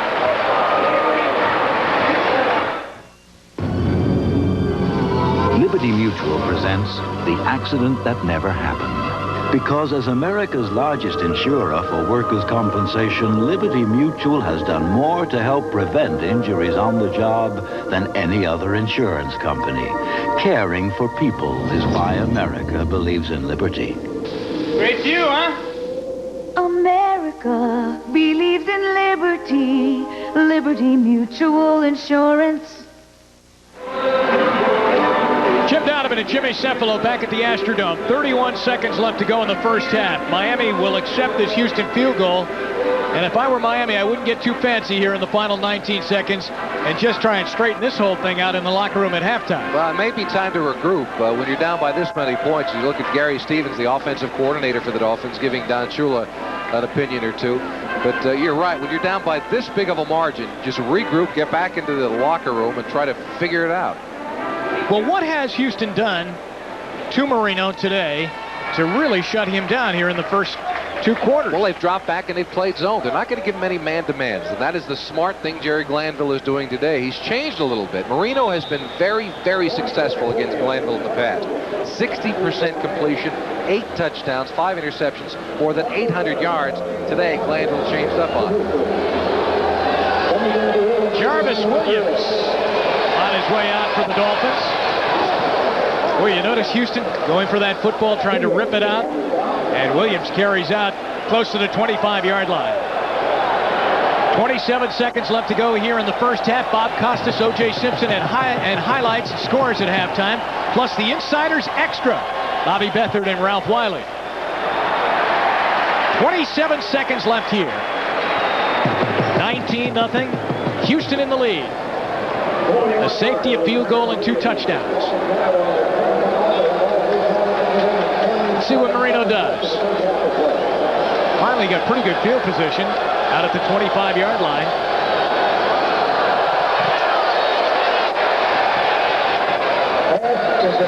Not much on that ball as it ends up short. Chris Dishman was over there in the coverage of Duper out near the 40-yard line. But the ball ended up bouncing down at about the 38. Well, Marino seems to be having an off day. Take a look at the middle of your screen. Number 31 is Donaldson. He's the safety coming out, trying to cover Jensen out of the backfield, but it is the middle of that defensive line for Houston. 79 Ray Childress doing a job getting close to Marino. Forced him to throw a little bit early. Down to 22 seconds, and it's second down. And a completion. Jim Jensen makes the catch out over the 30, near the 34. And they'll mark him out near the 35-yard line. That's close to a first down with 16 seconds left to go. 40-second timeout. 40 seconds. And a timeout called for by Miami. A 40-second timeout called for by Miami here late in the half. They've decided to not go in and regroup. They want to get some points out of this if they can at all. But again, the Dolphin offense has been stymied completely. Marino not throwing the ball extremely well today. Well, how about those 2 passes batted down, early in the game? One of them ends up as an interception. Could that flirt a little bit with him? Well, not really. I mean, he's a pro. He's been around. I've never seen Dan Marino in a huddle or out of it get flustered by anything. He's one of those real strong-willed people, and I don't think that would have affected his game at all. All right, we're all set to go now for the Baseball League Championship Series. Join NBC Sports for the drama and excitement of all of that. Starting Tuesday night, Game 1 of the American League playoffs. The Toronto Blue Jays go out west to take on the Oakland A's for a battle for the pennant. Game number 1 of the American League Championship Series Tuesday night on NBC. The National League starts on Wednesday. The Cubs and Giants. And it's all right here on NBC. 3rd down and 1, 16 seconds left to go. So Jensen did not get enough for that first down. Marino with a lot of time. Fires, and it is 10 seconds left to go in the half. Dishman on the coverage there as Mark Duper makes the catch. 9 seconds now showing on the clock. They have the first down. And Miami has used another timeout. Ball is out over the 40-yard line to close to the 44. The Dolphins have 1 timeout remaining. What they'll have to do if they have any chance of scoring as we go into the halftime, they've got to save that 1 timeout to try to get the field goal team on the field to try and kick a field goal, or simply go for the Hail Mary pass down the sideline. You remember a week ago, they did that and were successful with the Freddie Banks going up and catching the touchdown pass. Here's the rookie, Pete Stoyanovich, out of Indiana, who was the Dolphins kicker. He had a field goal blocked last week that went for a touchdown, too. So that happened a lot last week around the NFL. Yeah, it was a rough day for Stoyanovich a week ago. He missed a PAT, then got the field goal blocked on him, and the rookie's having his problems at least a week ago he did for Don Shula. So 9 seconds remaining here in the first half. Marino trying to get some kind of points on the board, but at least showing that he can get the team driving anyway, because it's been a rough first half. They're down 19-0. And he fires. He puts it up for grabs, really, down at the 35-yard line as he was going for Duper. Tracy Eaton came up and almost made the interception. Bubba McDowell was on the coverage. And we're down to 4 seconds left in the half. Now the only opportunity is that Hail Mary pass down the sideline. There's very little chance to do anything else but get 1 play off. The Dolphins will put 3 wide receivers to one side of the ball, 1 to the other side of the ball, and throw it up for grabs. Jerry Glanville now knowing that they did it last week against the Jets. It could happen here today, too. Marino has them all lined up now. Right down at the bottom of your screen, there you see the 3 guys right down there, and that 4th wide receiver at the top of your screen will go over. Jensen out of the backfield, too. There's a flag down as the catch is made. Oh, there we go. On the toss-off to Jensen, it looked like a little hook and ladder there. But there is a flag down at the 48-yard line with the half being over. So Duper made the catch and then tossed it back, and it went to Jensen. Marino pleading his case with the officials. And that was a design play on the part of the Dolphins. They call it the hook and lateral. Jensen coming down the sideline, streaking down, wasn't good enough to fool the Houston defense. All right, Dale Hamer will tell us what the call is. Holding number 35 of the defense. Holding number 35 of the offense. Offside, the defensive nose tackle. The penalty's offset. 1 on time down. All right, 35 on the offense does not exist.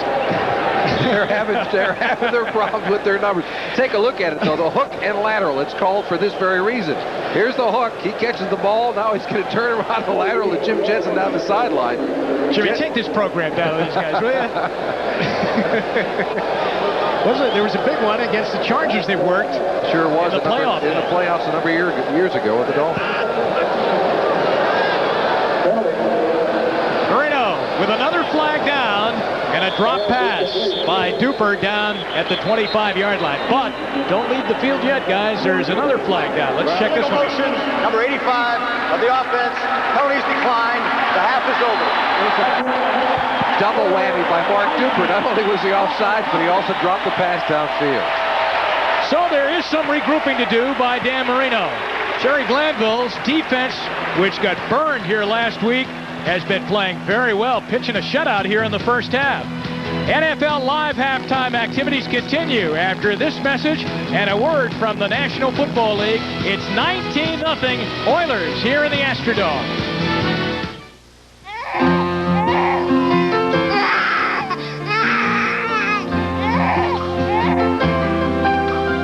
This year, for the third year in a row, Acura was ranked #1 in customer satisfaction. A fact that should surprise only those individuals who have yet to drive a car like the Legend sedan. Build on the theory that while the destination is important, the journey is the ultimate reward.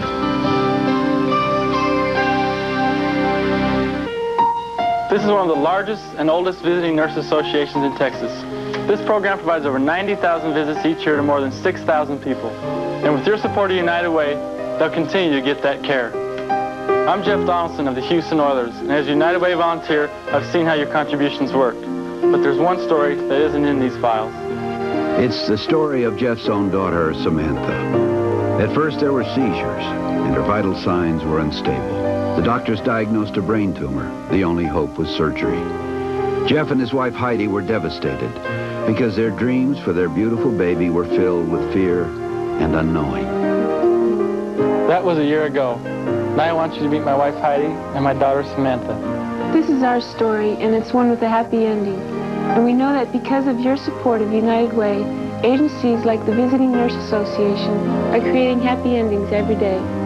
Because of United Way, it brings out the best in all of us. This message furnished by the National Football League. NBC sports coverage of the National Football League is brought to you by Acura. Precision-crafted performance exclusively at your Acura dealer. NFL halftime activities will continue after these messages from your local station. Barbara Eaton's back in her own series with loads of fun and lots of a brand new life. Then on Sister Kate. Have I died and gone to heaven? No, you people wouldn't be there. Then it's 2 dads and a baby. But can they handle the load? How bad could it be? Tonight. Raised in rural Fort Stockton, Clayton Williams learned early the importance of hard work and strong family values. After college in the U.S. Army, he would waste no time in his pursuit of the American dream. Oil and natural gas, farming, ranching, high-tech telecommunications, Clayton Williams would become a Texas legend. Founder of 26 companies, he has created 100,000 jobs in 50 cities and towns. Clayton Williams, he'll make Texas great again.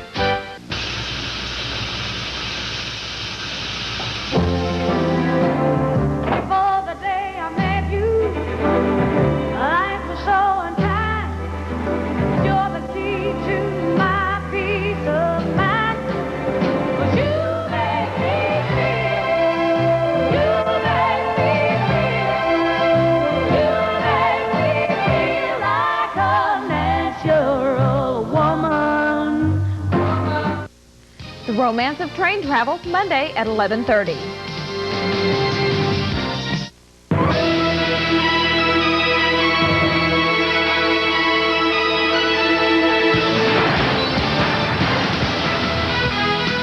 We welcome those of you who've watched Houston jump out to a 19-0 halftime lead over Miami in the House of Pain. Bob Costas along with O.J. Simpson will run down all the scores in a moment. But first, let's focus on Denver and Cleveland. Denver was one of your upset specials, certainly not out of reach. The Broncos have beaten the Browns 10 consecutive times over the years. Cleveland leading in this one at home, though, at the half, 10-3. Well, Bob, it's not unusual for Elway to have a tough time against a Bud Carson coached team. Bud Carson, the last 2 times he's faced Elway has thrown for 5 interceptions and completed less than 50% of his passes. And unless Elway get going in this game, I don't think Denver's going to have much of a chance. Fortunately, their defense is keeping the game close at this point. Let's take a look at some of the highlights. On the pregame show, Mike Leonard told you about the way the Browns do their laundry to keep those home whites clean. This is the first time they've worn the Brown jerseys at home since 1983. That was Eric Metcalf, the rookie running back, whom they're hoping to involve in the offense a bit more. The defense does it for the Browns here, though. Michael Dean Perry stripping Elway of the ball early. The Browns recover, and Kozar immediately capitalizes on it, lofting this one to Webster Slaughter for the 9-yard touchdown. It winds up 10-3 at the half in favor of the Browns. Kansas City playing at home and leading Cincinnati 17-14 late in the second quarter. Ron Jaworski starting at quarterback for the ineffective Steve DeBerg for the Chiefs. He has thrown a touchdown pass. Boomer Esiason wasn't supposed to play for the Bengals, nursing a sore ankle, but he had to come in when Turk Schonert, his backup, sprained his own ankle early in the first quarter when he was being sacked, and so Esiason pressed into duty, threw a 40-yard touchdown pass to Tim McGee. It's 17-14 right now. Miami at Houston in the game you're watching, and as you know, the Oilers with the lead 19-0 at the half. At the Superdome, New Orleans leads Washington in a battle of 1 and 2 teams. The score there is 14-3. Pittsburgh is at Detroit, and we're checking now. They're doing a replay review, and evidently the score has been upheld. Lewis Lips caught a pass at the back of the end zone, and there was a lengthy delay as they looked at several replays and finally decided that the score would stand. So the Steelers have just gone in front with that touchdown, 7-3. Rodney Pete's first start at quarterback for the Lions, and despite the low score for Detroit, Pete actually has been effective. He's had a certain touchdown pass dropped on him. Then later he drove the Lions to the 1-yard line, and Barry Sanders fumbled there, and Pittsburgh recovered. Indianapolis playing the Jets at the Meadowlands, and the Jets lead in this one 10-0. The big play was an Eric McMillan interception for a touchdown. He ran it back 92 yards. There's Eric Dickerson. He has been able to play. He started despite the tender hamstring. This is McMillan early in the game, or rather Dickerson, I should say, early in the game, and he makes a nice run, but it wound up being called back by a penalty. Then later in that same drive, here's the play we told you about. McMillan with the interception, and number 22 goes 92 yards for the TD. Last year, he led the AFC in his rookie year with 8 interceptions, 2 of them brought back for scores. This is his 3rd pickoff of this year and the 92-yard touchdown. The Jets with the lead at the half, 10-0. Minnesota at home leading Tampa Bay 10-3. Wade Wilson out, broken finger on his left hand, replaced by Tommy Kramer. Kramer a 12-yard touchdown pass to Anthony Carter. Buffalo at home against New England and pounding the Pats 21-3. Jim Kelly has thrown for 2 scores. Irving Fryer dressed but unable to play, suffering from a left knee contusion. This is Kelly early in the game, rolling out of trouble, waving his receivers deep, and then hitting Andre Reed on a beautiful play at both ends and set up a Thurman Thomas touchdown. The 6'7" Art Still bats this pass back in the face of Doug Flutie, as Flutie has had a terrible first half, unable to get the Patriot offense going. Here's Keith McKellar taking the pass from Kelly and running it in down the left side for a TD. Buffalo just added a field goal. They're in front 24-3. Now here is a key bit of information. John O'Leary of our staff, doing some very vigorous research, was at a Rolling Stones concert in Foxborough a couple of days ago. He saw Doug Flutie in attendance. Apparently Flutie's favorite number from the Stones would be Start Me Up. That's what Raymond Berry did for him today, started him, but Flutie unable to start the Patriot offense, and I think this whole convoluted story was hardly worth it. Buffalo at the half in front, 24-3. When we come back, a reprise performance from the Insiders. Ralph Wiley and Bobby Beathard will rejoin us when NFL Live halftime activities continue.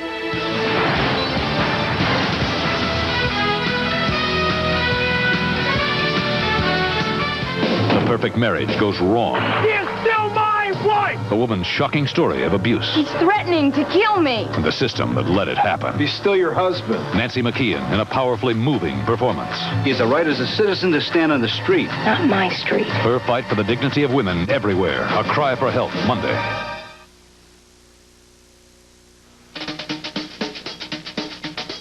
Our new name? Oh, I think it's great. Simple. Snappy. I like it. It rolls right off the tongue. We're Bank One. Bank One. We're Bank One. You better believe it. We're going to be a great bank. Best bank in town. We've changed. We're different. More positive. Solid. Proud. We're good. You see a lot of smiles. And happy faces. Happy faces. Bank One. It's a bank story with a happy ending. It's a heck of a bank. Support the regional East Texas Food Bank.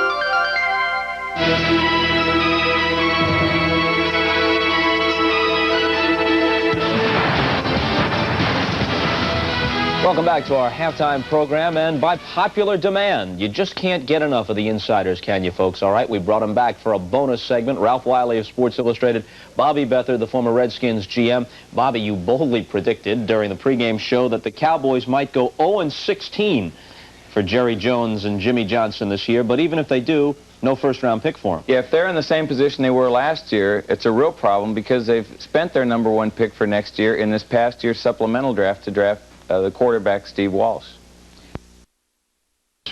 Oh, it's beautiful. Average points per game, both teams combined, than in any opening 3 weeks in the history of the league. Two theories, Bob. The first is that the defenses are taking a lot more risks, and Bobby can talk to you about this later. Teams like Indianapolis, teams like New England, they're blitzing a lot more and therefore leaving themselves vulnerable to the big plays and making big plays as a defense, fumble recoveries, interceptions for touchdowns and near touchdowns. However, there's another theory that says some of the Plan B free agents, for example, the Raiders defense used to be known as the 11 Angry Men, but they gave up linebackers Rod Martin, Matt Millen, Lyndon King, and replaced them with Plan B free agents. So now instead of 11 angry men, there are 11 slightly perturbed men. Well, I think what I think, Bob, is these high-risk defenses are causing more points. But years ago, they made a new rule change with the intent to help offenses, and that's let the receivers run free in the secondary. You could only one bump, and then they're free. But that's been in for a long time now. That's been in, but that helped it. Then there's a real shortage of defensive linemen that can rush the passer. When you go out looking for linemen, they just aren't there. So you have to get linebackers that can rush. Now you've got a combination of rushing your linebackers, your defensive line, anything to put pressure on the quarterback. That leaves the secondary vulnerable.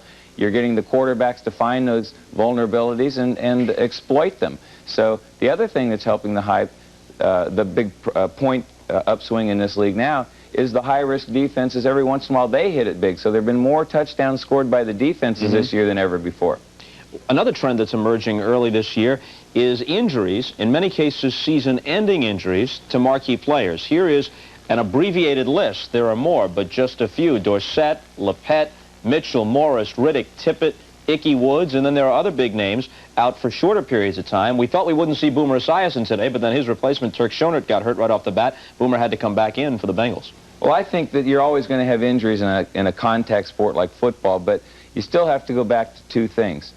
The artificial turf leads to more injuries, and steroids. I'm not saying any of these players is on steroids, but steroids makes bigger bodies being carried by the same ligaments and tendons and structure that they were supposed to be smaller bodies carried on. And you have to have injuries. The only thing with steroids, the only result is going to be serious injuries. But I think we're going to see more and more of it until they shut it out. Very briefly, you think it's possible that management would give on the subject of artificial turf and give the players what they want? Never. Never. They'd never give on that. And besides that, it's a simple matter of physics. Force equals mass times velocity, Bob. So I think natural turf, while it would cut down on some injuries, you still would have, we've got some real exotic injuries coming up now. Bruised pubic bone sounds particularly painful. Femoral condyle break, which is the bone, the femur, the big bone, the tip breaks off. Dick Steinberg told me that 2 players lost careers with those. Lynn Dawson and Pete Brock. It's going to get worse. I feel uncomfortable just hearing about it. But I appreciate the physics explanation. That's Bobby Beathard, he's Werner von Braun, and we're back with more NFL Live halftime activities in just a moment.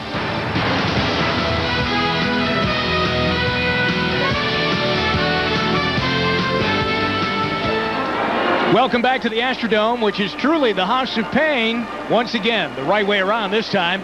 The Oilers losing last week in their home opener, but leading comfortably over the Dolphins, 19-0. I'm Jim Donovan along with Jimmy Cefalo. The guys that told you Norm Van Brocklin's record might be in jeopardy today with Dan Marino throwing. He's had a rough first half. Let's go to the highlights and bring us to the way the Oilers got here. Well, here's the beginning. Reggie Roby with a nice play. The Miami Dolphin punter, actually, he makes the mistake of dropping the football, but here he makes up for it by scooping it out of the end zone instead of getting 6. The Oilers on the Roby mistake only get 2. Now take a look at this. The fullback, Highsmith for the Oilers, 8 yards deep, just bowling over the Miami Dolphin defense and getting into the end zone. That gives them a big lead. And now Alan Pinkett from the right side of your screen. See those 3 wide receivers? They just blow the whole end out of the end zone. No one's over there. The easy throw for Warren Moon, and the Oilers go up by a score of 19-0.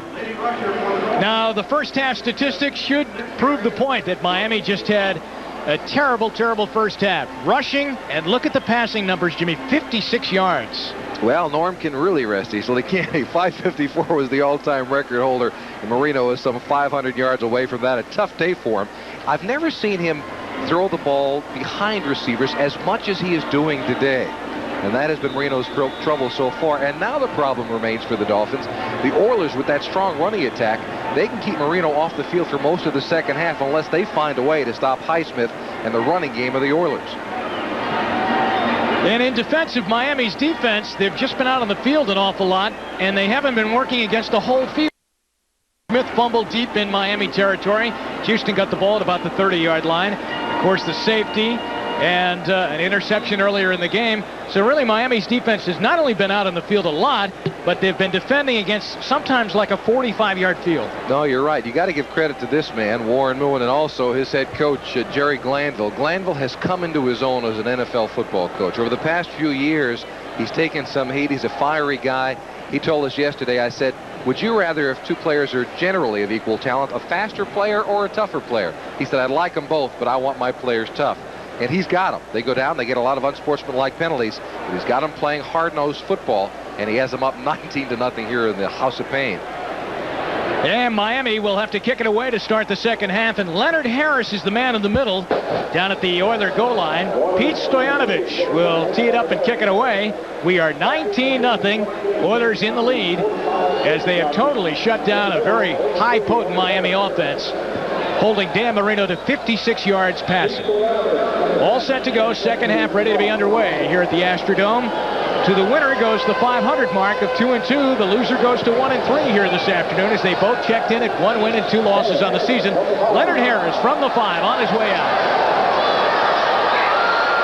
And he gets out over the 20 to the 22-yard line. Rodney Thomas is down there on the chase. And Lifford Hobley was there too for the Miami Dolphins. Marino will have to wait to get his hands on the football as Warren Moon and the Oilers offense has first crack. And Houston's running game has been really superb so far here today with the two young running backs, Highsmith and Lorenzo White, getting the bulk of the work. And with that offensive line, they're really outmanning the Dolphin defense. The Oilers averaged 293 pounds across that front 5, and there's really no reason for them to start throwing the football now. Moon's got his running backs going. And again, it's Highsmith and White in that offset backfield. And this is Lorenzo White, second-year man out of Michigan State, out to the 25-yard line. Short gain, the two inside linebackers, Dave Aarons and Greg Clark, who's very, very short for a linebacker. He's only 6'1", 234 pounds, short and small, but he's a real hustler, and that's why he's won that spot. Well, he's in there, actually, because Mark Brown, who was suspended this week, was in the lengthy holdout. Now, Mark Brown signed a contract earlier in the week, came into camp, and according to Don Shula and Tom Olivedati, he was loafing throughout the practices. They made the decision to suspend him. He will be out as many as 4 weeks. In fact, Brown said the Dolphins held an economic gun to my head to sign that contract. Hey, but after you sign a contract, you're in. Moon sidearms it to Highsmith. There are flags coming from all over the field as he's out to the 27-yard line. Incidentally, chasing on that play with a pretty good rush was Eric Kumaro in on Moon. And we have an ineligible receiver downfield.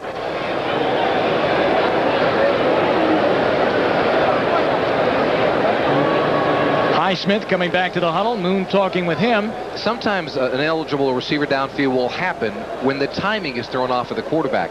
Offensive linemen will wait the right amount of beats, then get downfield to try to help a running back. And if the timing is off, they get down too quickly.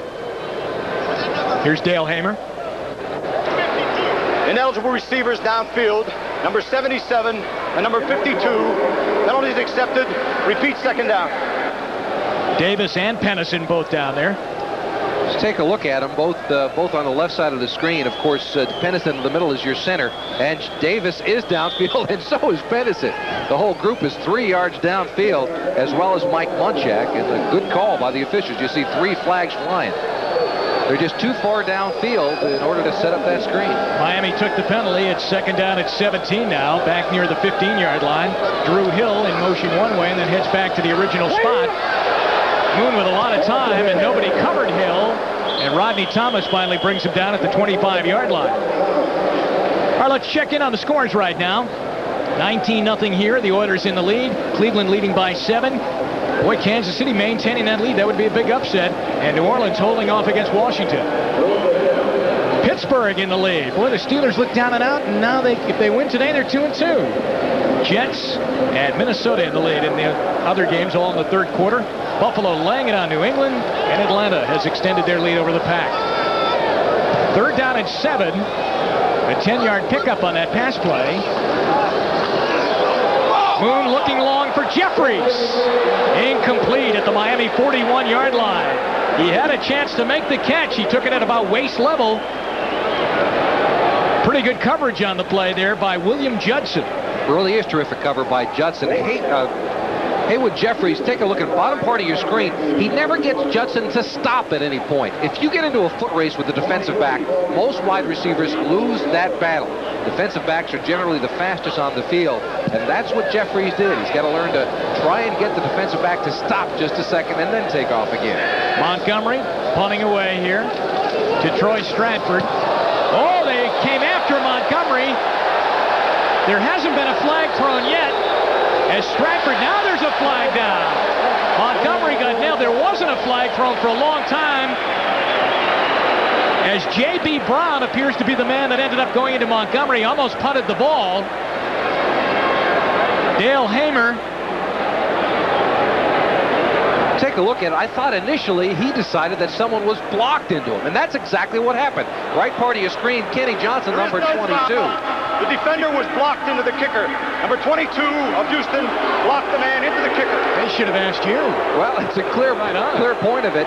If the man is blocked into the kicker, there is no foul. J.B. Brown had no choice but to run into Montgomery because Johnson knocked him into it. Take left part of your screen, rather. The block, and that can't be J.B. Brown's fault. Good call by the official. And good field position now for Miami. Boy, but J.B. Brown, the rookie, when you're a 12th round draft choice, you don't have a lot of a big soapbox to stand on when a foul could be your way. And he got out of that one saying, I knew I got blocked into him. Jimmy Cephalo said. 1st and 10 Miami at the 46, trying to get on the board. Marino, safe pass. Stratford dances around looking for some extra yardage, but he'll go down at the Houston 46-yard line where Robert Lyles and John Grimsley team up for the tackle. This is an all-important series for the Dolphins. They started the first part of the game by throwing the interception. The tip ball goes up in the air, and it set the tone for the rest of the way. If Marino's going to be successful here, he's got to get a drive going. It's the only way the Dolphins will get back into this contest. 2nd down, 1 yard to go now for a Miami 1st down. Marino up to 64 yards now. Changing the play at the line of scrimmage. Now that's a backfield of Sammy Smith and Ron Davenport. Looking. Oh, incomplete for Farrell Edmonds, the tight end, down at the Houston 25-yard line.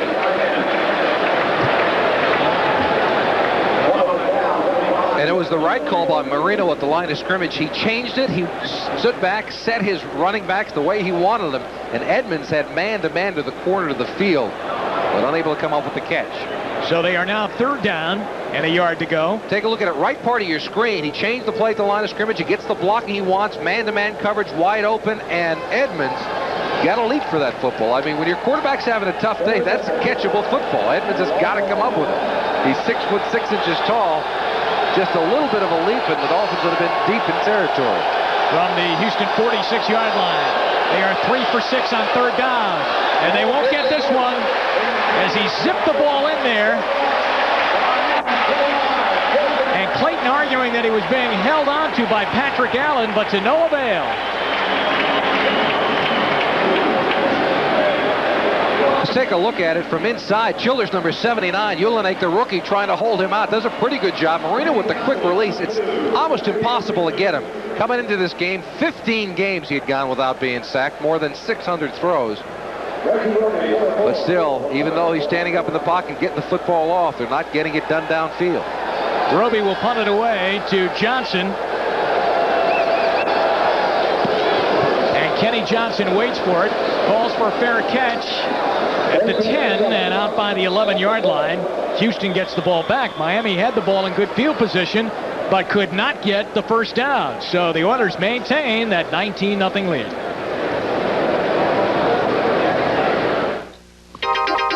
Most important asset for a running back to have, to to be a great open field runner is the ability to run under control and have an idea of what the responsibility of the defenders are supposed to do. And they don't have an idea where I'm going, so obviously have an advantage.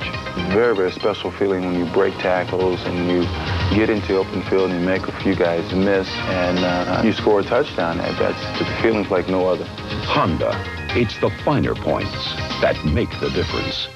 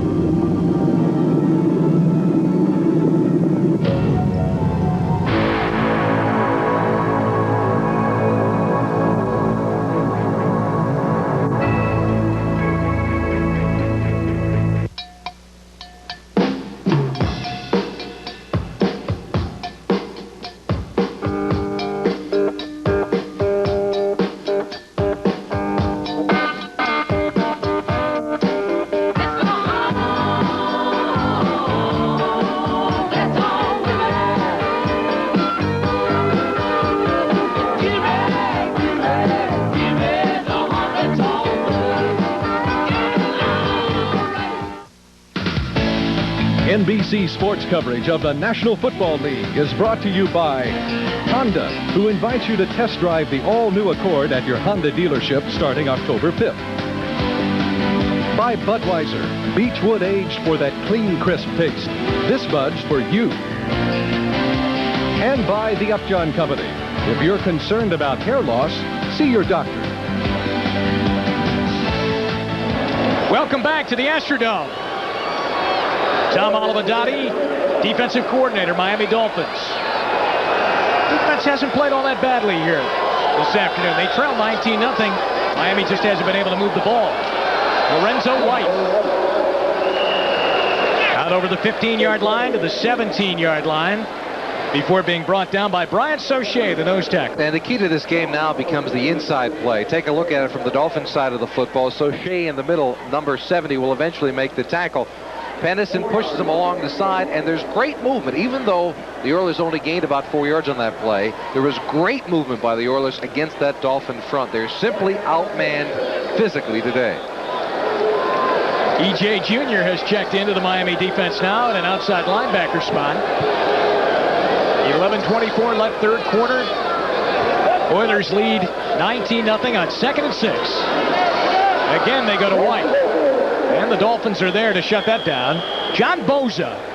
That's him, number 97 out of Boston College. He had reconstructive surgery on his knee and has been battling back. And it's good to see him out there. He was gone for about 10 months. He had to stay out of the season. Take a look at him, number 97, trying to work inside. That's E.J. Jr., number 54, as well, trying to work across. And it's actually a good play by the inside linebacker, number 50, Dave Aarons, who clogs it up. So it's 3rd and 3 now for the Oilers. And they come out, red gun offense, 4 wide receivers, 3 to the top of your screen, 1 down at the bottom, 1 back in the backfield.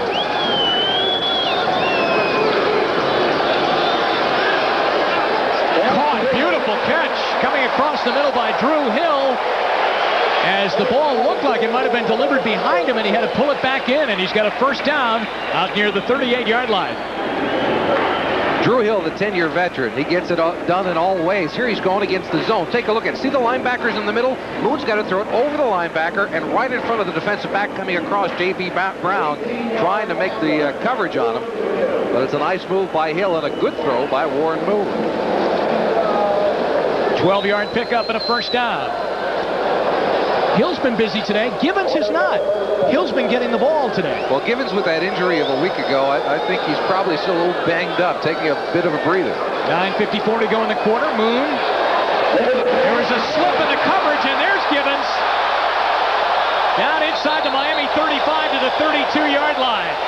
One of the Dolphin defenders just slipped and fell down to the ground, and Givens was wide open. It might have been J.B. Brown, the rookie. Did somebody say breather on that play? Let's take a look at Givens coming across the middle. Again, it's the zone. This time, Moon's got to fit it around E.J. Jr. trying to come across and give some help. And Givens with a big pickup on the part of the Houston Oilers offense. Take a look at it. Working against Brown, he falls down on the play. Great move by Ernest Givens to give Brown the move that made him slip. And then he's got all kinds of running room for the first down. And 31 yards. And deep in Miami territory, Oilers looking to cash in again. Here's Highsmith. Oh, did you see him drill into Oliver at the 30-yard line? Wow. And the decision to lower his shoulder was instantaneous. That's what a fullback does. Look at this. You think about instincts, he forgot about that. As soon as he saw the linebacker coming up, he runs Oliver over as much as Oliver can be run over because he's a tough football player as well. 29-yard line. Of course, those two right out of the Florida area as Miami, University of Miami for Highsmith. Lewis Oliver coming out of the University of Florida. Ball at the 29-yard line. It is 2nd down, 7. I'll tell you something. He looks like he lost the football as he had it and went down to the ground, and Highsmith comes back up with it, and he had that problem last year. Warren Moon said that he was putting the ball on the ground a little bit last year, but has improved on holding onto the football this year. Jerry Glanville calls this kind of running no fair dodging. That's exactly what it is. You can't dodge anybody. The key to this is trying to run somebody over. He runs Hobley over, but forgets the football, laying on the ground. Take a look at him. Nice block by Munchak, number 63, and boom. Knocking Hobley back a few yards, but he did the smart thing. Reached in and ripped the football out, and the official is down on the ground as well. Measurement now to see if Highsmith got the first down, and he's just shy. That was Rex Stewart, the umpire, who went down in the middle of that fire. 7:56 left to go, third quarter. Cleveland still leading at home over Denver. Kansas City holding on by 3, and the Saints leading. Pittsburgh now at the half, up by a touchdown. The Jets and Minnesota in the lead over Tampa Bay. Wow, Buffalo. Trouble in New England, Jimmy. Certainly is. Flutie, as Bob Costas told us, had trouble during the first half of that game. He's replacing Eason this afternoon. A lot of pressure to put Flutie in the starting lineup this week, too. And Raymond Berry finally succumbed and did start him. 7.5 left to go here. Third down, short yardage. They got the handoff deep, and Lifford Hobley comes in and makes a good defensive play for Miami. And I believe the Oilers are shy. Crowd yelling for them to go, go, go. Yeah, but that's a dumb move. If they do that, they kick a field goal. They're up by more than 3 touchdowns. Take a look at a Hobley coming from the safety spot. And a good job of getting to the legs of Alonzo Highsmith, because that's really the only way to bring him down. Moon to the sideline. Lifford Hobley with the good play, and Jerry Glanville with the decision to kick it. He's got to kick it. He goes up plus. If you go and mess around and don't make this, and Moreno gets hot again, it's easily to be second-guessed. 40-yard field goal attempt for Zendejas. Plenty of distance. It's good. Zendejas from 40 yards out gives the Oilers a commanding 22-0 lead. Most men won't even discuss it with their wives, but when they start losing their hair, they talk about it with me. I say, don't waste your time with those miracle formulas. The Food and Drug Administration says there's no proof that they grow hair. The thing to do is to see a doctor. Doctors have the only treatment programs that are proven to work. Men listen because they know I'm making sense. After all, I'm a doctor. Only your doctor has treatment programs that work. So see your doctor or call this toll-free number.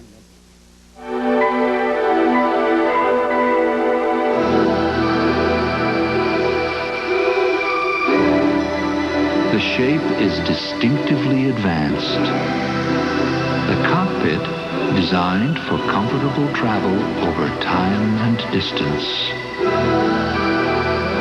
The Honda Prelude SI, a slightly ahead of its time machine.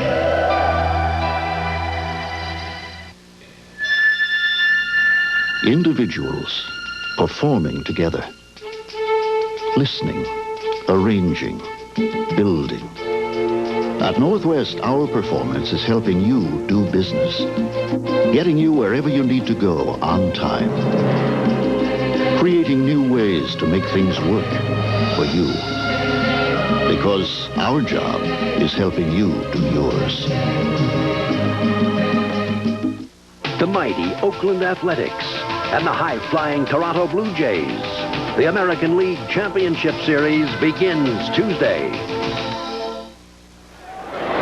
All right, you all set to go now? American League Championship Series, join NBC. Game number 1, Blue Jays and A's in Oakland. That's on Tuesday. Game 2 of the American League Series is Wednesday afternoon. Game 1 of the National League Series, Cubs and Giants, Wednesday night from Wrigley Field. And it's all right here on NBC. Short kickoff, and Brian Kitchen ends up with the ball, an up man, and he brings it out over the 25-yard line to the 26. And that's where the Miami Dolphins will try and get it going. Chris Dishman is in on the tackle. And Dishman, the gentleman who was called for 2 unsportsmanlike penalties in the last couple of weeks because of his play, intimidating other people on this team. Take a look at him, though. He's one of the best at getting downfield, taking on a blocker. Sheds one, and then gets over to Kitchen to make the tackle. And he does it in a clean manner, which is something that Warren Moon has discussed with him. Mike Holovac, the general manager of the Houston Oilers, has said, hey, you got to calm down. You're costing us 15 yards too often. All right, let's see if Marino has found the keys now to the Miami offense to get it moving. Jensen in motion. Marino stepping up to Jensen.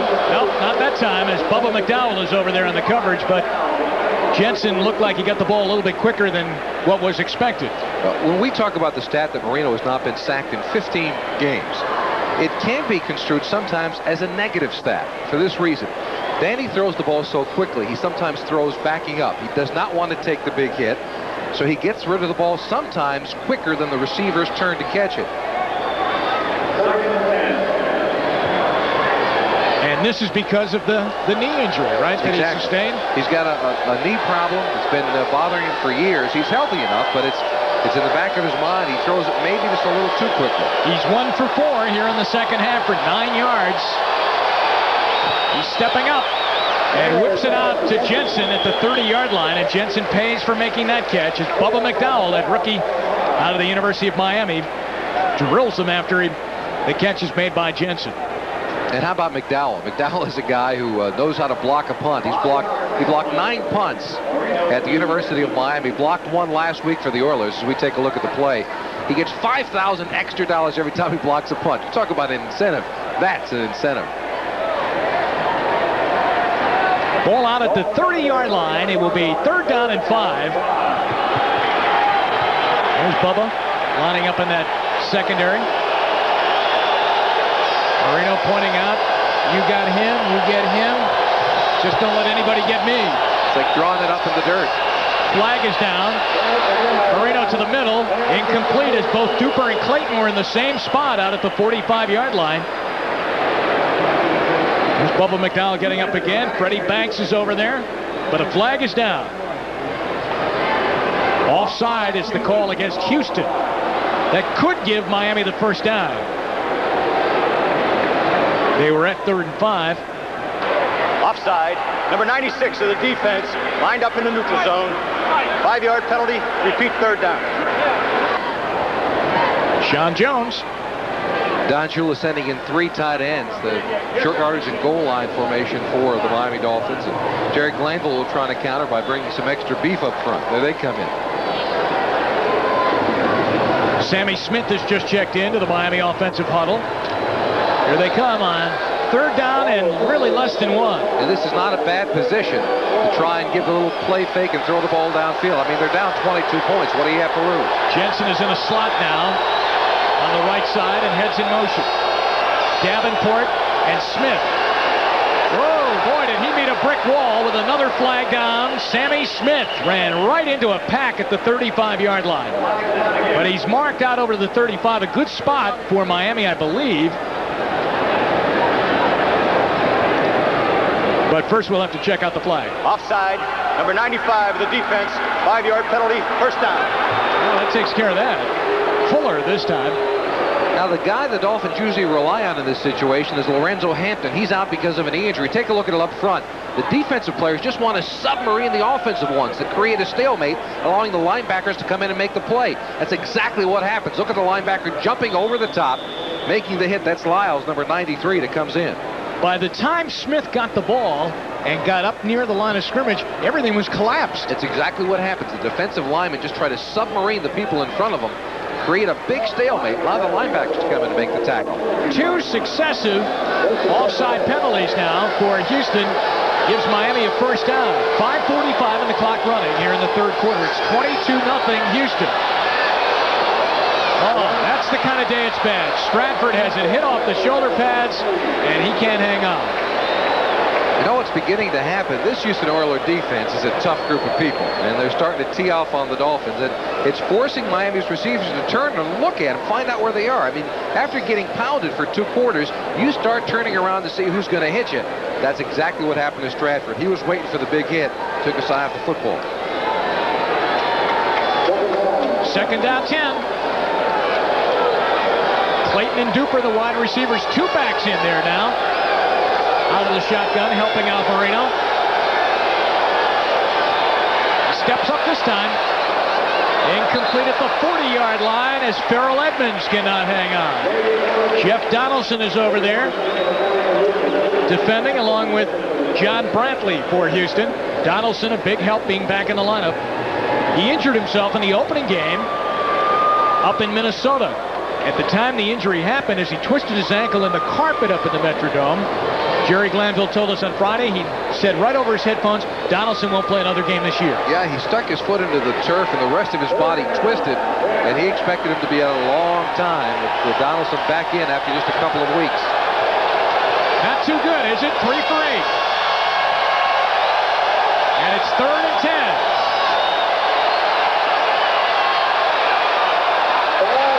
Clayton can't hang on down at the 37-yard line. I don't know if somebody might have gotten a hand on that. Well, now there are 3 footballs that were thrown by Dan Marino on that drive. 1 to Jim Jensen, 1 to Farrell Edmonds, now 1 to Mark Clayton. They were all dropped completely. There can't be an excuse for this one. He runs the good pattern to get open. See, he gave something to the defensive back to make a move. But look at this. He simply drops the football.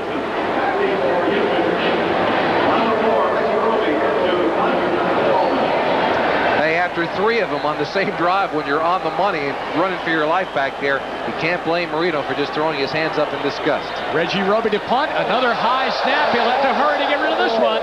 And he got it away. Kenny Johnson at the 24.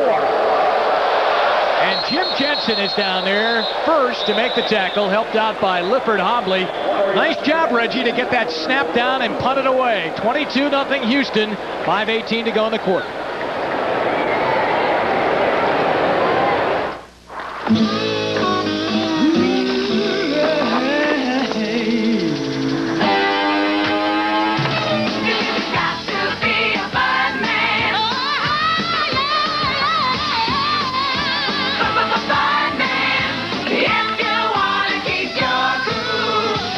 For an ice cold bud?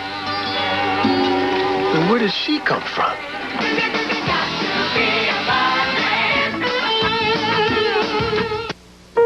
Light.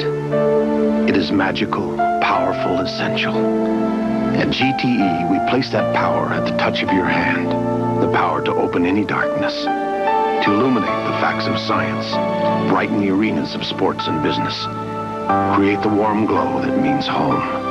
At GTE, we give you the power of Sylvania light in 6,000 ways, none of them small. At GTE, the power is on.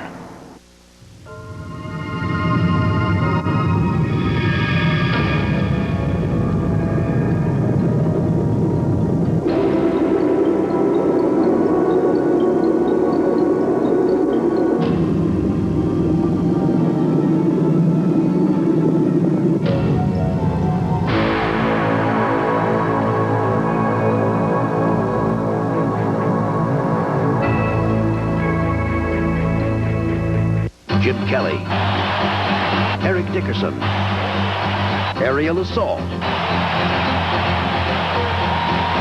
and the ground attack. The Bills battled the Colts.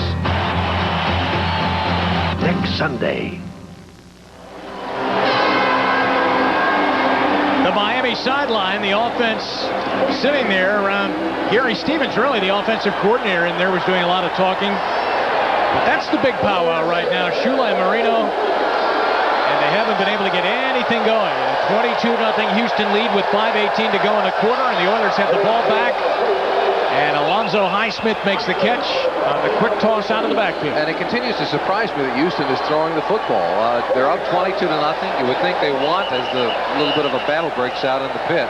That happens when you're down by 22 points. You get a little frustrated. But it surprises me they're throwing the football at this stage of the game. I mean, keep Marino on the sideline, get those 5-6 yards with their big, strong offensive line, and a couple of good running backs. Jerry Glanville likes what he sees today. His defense was really taken apart last week by Buffalo. Whatever he did, he really switched them around. I mean, from 47 points to a shutout here at the Dome. Against a team that can score. 2nd down, 7.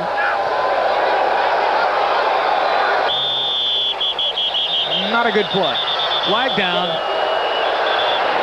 Highsmith running into the open. If it were only that easy. But the right side of the offensive line had some problems on the play. Ball start. Offensive line. 5-yard penalty. 2nd down. Take a look at Ernest Givens, number 81 in the slot. See, he gets the play from Moon, turns around and tries to give it to Drew Hill, but that time it looked like he said, what did he say? So they're trying to relay the message to each other. I don't think he got it that time. I'll tell you what, guys, I'm just going to go. But I'll tell you what's going on. They're doing the wave here at the Astrodome, or at least they were, and Warren Moon has been telling them to quiet down. There's Givens. He's saying pick it up. 2nd down, 12 after the 5-yard mark off. Moon for Givens. He's got it. To the Miami 36-yard line as he actually came back to make the catch.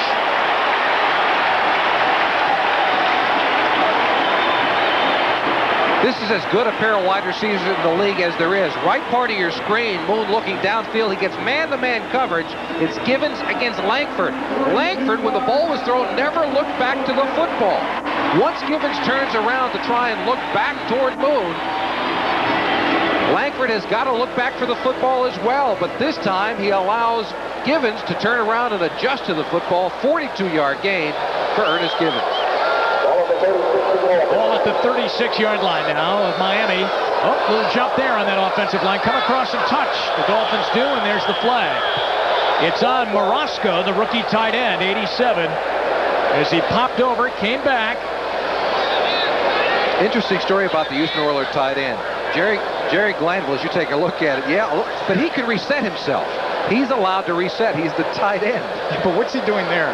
It's a good question. That's exactly what he's saying to Warren. What are we doing here, Warren? Tight end is allowed to reset himself. But the Oilers tight ends. Encroachment on the defense. The tight end move. He's allowed to move. 5-yard penalty. 1st down. See, he's allowed to reset himself. The people who cannot move are the down linemen once they have gotten to the 3-point position. The tight end is perfectly allowed to do that. For Morosco, though, he might as well be a tight end because between the 2 tight ends on this offense for the Houston Oilers, they've caught 1 career pass between them, and that was Morosco, who got a touchdown a week ago. 3 minutes to go in the quarter. They end up with 5 yards on the penalty. It's 1st and 5. Alan Pickett in the backfield now with Tracy Johnson at fullback. They'll go to Pickett. And he's got a 1st down inside the 25, down to the 22-yard line. A reminder to our viewers that we'll be selecting the Budweiser Most Valuable Player for today's game at the conclusion of the game. This short passing game that Moon's got going is apparently just as good as a running attack. Take a look at it, right part of your screen. Nobody's around him, does the smart thing. If nobody's going to cover me, I'm just going to sit here and throw me the football. He gets more than enough for the 1st down. There's Barry Krause, who was picked up in the offseason, or just before the regular season started by the Dolphins. He was with Cleveland after signing as a Plan B free agent with the Browns and then getting cut. Hooked on with the Dolphins, though. Moon is 18 for 21. Wow, 229 yards. Highsmith. And he's tackled by T.J. Turner, I believe, got in there first and ripped him down. Let's go to the scoreboard now. Highsmith off the pack. All right, Cleveland has added to their lead. And New Orleans now only leads by 1 over Washington. Steelers lead it. The Jets by 3 over the Colts, and Minnesota in control at home against a surprising Tampa Bay team. Buffalo ready to go to 3-1, and Atlanta winning on the road at Green Bay. And here in Houston, we are at 22-0. Oilers, 2nd and 7. Ball at the 19-yard line of Miami. Moon to the end zone. Oh, he couldn't hang on. Curtis Duncan. He was right there in the corner working on J.B. Brown. But Brown held his steps there, and Duncan couldn't pull it in on the fingertip. He put a good move on against him. Take a look at it. Right part of your screen, the wide receiver there. See, he freezes him right at the line of scrimmage. That's what I meant earlier about not turning it into a foot race. He froze Brown at the line. That is really wide open. Should have caught the football. That's a drop. Curtis Duncan dropped the football. Could have had a touchdown. Good pattern by him, and a nice throw by Warren Moon. They just showed it on the screen here at the Astrodome, and you heard the big moan. That's a perfect throw by Warren Moon. 3rd down, 7. Pinkett with a blast inside the 15 down to the 14-yard line. Jeff Cross makes the tackle for Miami. And they are short again, Jimmy, by a yard. But it's the same situation as you had earlier. If you kick the field goal, you go up 25-0. That means the Dolphins need 4 touchdowns to catch it. And so Jerry Glanville makes the smart move. He's going to kick it. And he's explaining his decision on the sideline. Don Shula looking as the clock ticks down.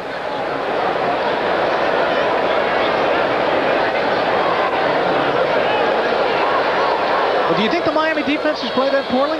They haven't played extremely poorly. You know, when you're going up against a big, strong offensive line like this, though, without 2 top linebackers, it's tough. 32-yard field goal by Zendejas is good. And it's now a 25-0 Houston lead as we close in on the final seconds of the 3rd quarter. My poor brother Tom, every time he tried to see what he was missing, he would miss what he was seeing. Then Tom got this amazing Magnavox TV that lets him watch one show while he checks out all the others on this remarkable little window. Hey, that's a smart window, Dick. That's what they call it, Tom. They call it Tom? No. They call it Smart Window, Tom. I don't know. I kind of like Tom. Magnavox. Smart choice. Very smart. I know college won't be an easy climb. That's why I joined the Army. With the GI Bill and the Army College Fund, in 2 years I'll have $17,000 to help me pay for college. And I'm developing the confidence and determination I'll need to help me succeed when I get there. Now I know I can make it to the top, not just in college, but in whatever I do.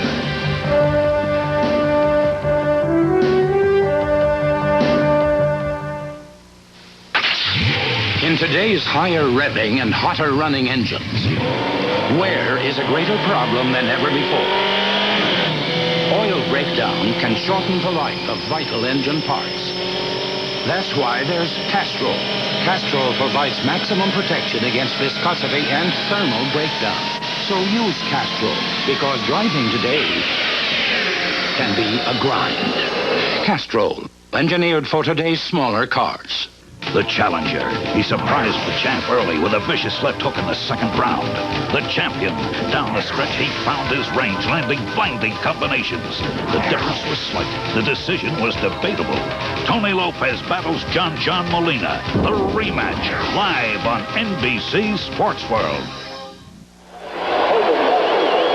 It's all Oilers here in the Astrodome. Jim Donovan and Jimmy Sempolo in the Houston kickoff after a 32-yard field goal by Tony Zendejas. And it's Mark Logan touching down in the end zone. Touchback, ball 1st and 10 at the 20-yard line. And Dan Marino back out. 19 seconds left to go here in the 3rd quarter. 19-5, Oilers dominating there. No matter what category you put up, the Oilers are dominating today. Jim Jensen was in the lineup, now coming out. Here he is over, now coming back in. So from the 20, 19 seconds to go in the 3rd quarter. Let's see what Miami chooses to do. had 3 drops on their last possession. A screen pass to the tight end, Farrell Edmonds. All of that, and he's only going to get about 2 yards. Look at the Oilers swarm to the ball, and that's what Glanville teaches. Donaldson is there. They're all there.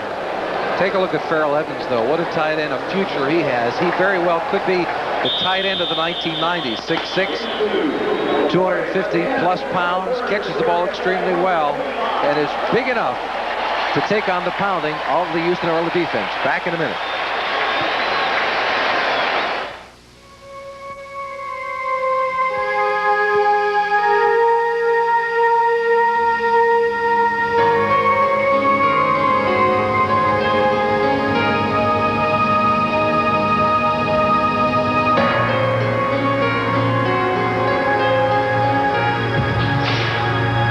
Life's full of simple pleasures, like the comfort of Levi's jeans. Or had you forgotten?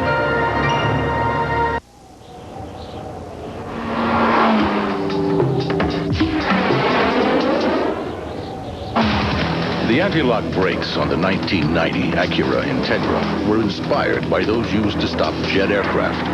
And while you might expect to find such technology on a multi-million-dollar airplane, you might not expect to find it on an automobile that costs considerably less.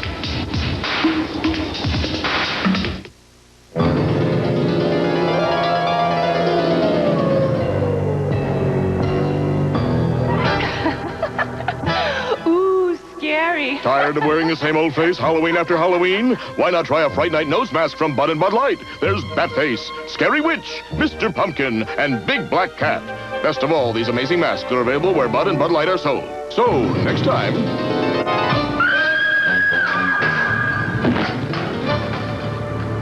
Long after the game is over, NBC Sports is still on the line. Dial 1-900-226-8000 for NBC Scores Plus. 24 hours a day, 7 days a week. Fourth quarter all set to get underway. Oilers dominating the game, 25-0 over Miami. And the Dolphins come up, second down and 8, deep in their own territory at the 22-yard line.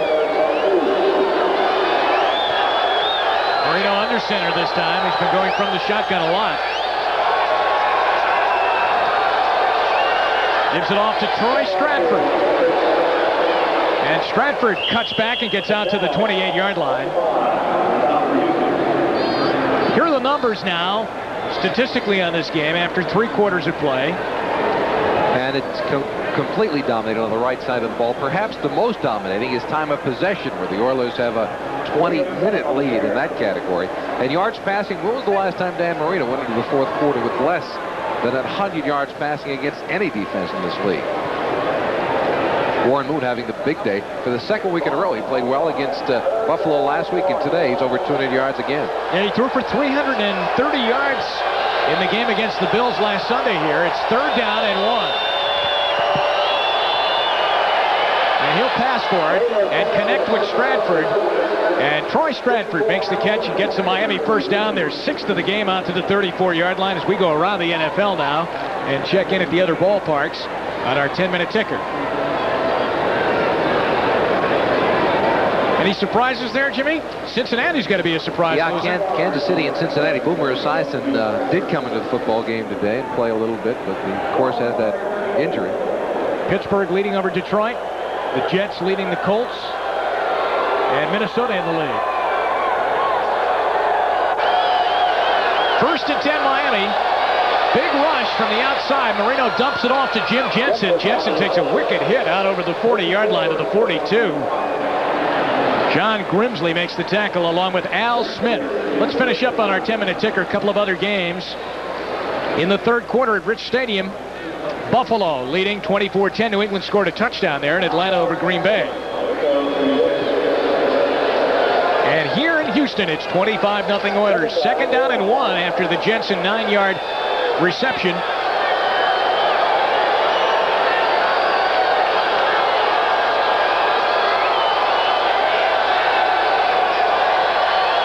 Once again, it looks like he's checking off now. Edmonds splits off the line of scrimmage. Play clock is down to 5. It looks like they pulled early off the line of scrimmage, too, as Marino throws it long. Galbraith released a little bit early, 62, the right guard on the offensive line. Boy, he is not a happy camper. Now, he's frustrated today, and who can blame him? One of the problems when you're in the shotgun is ball start. The problem with the shotgun offense, is that 5-yard penalty, repeat second down. You can't hear your quarterback. Right part of your screen, you saw him kind of leaning back a little bit, Harry Galbraith, number 62. But when you're in that shotgun, you can't hear the quarterback. That's one of the problems with it. You get up or underneath center. You saw Marino moving back to the line of scrimmage when he was checking off for that very reason. Don Shula cheering out there. Nothing has gone right today. Miami's 4th penalty of the game, and it's now 2nd and 6.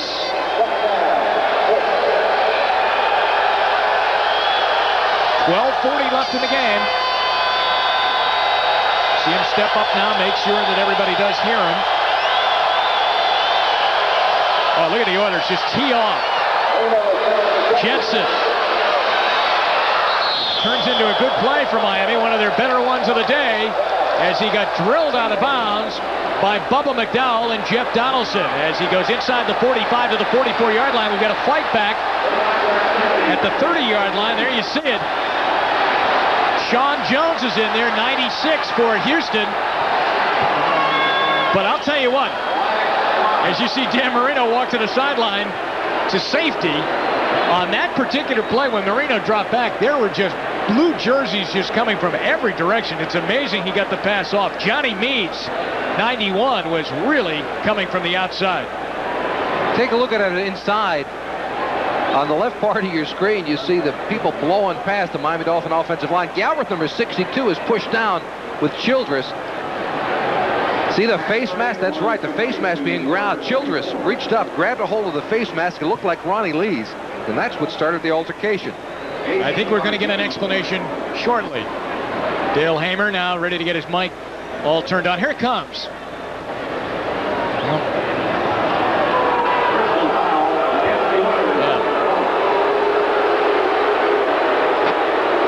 Some mic trouble. I think that's a battery change, Jimmy. Look at this. That's exactly what it is. Size at double A's going in there on the referee's mic. As soon as we get this battery change, we'll get you an explanation.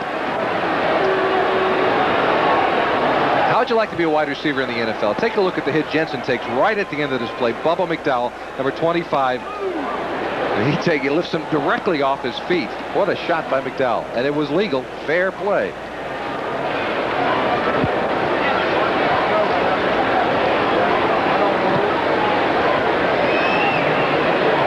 Like the old Spot used to say, right? Never get caught with your batteries down.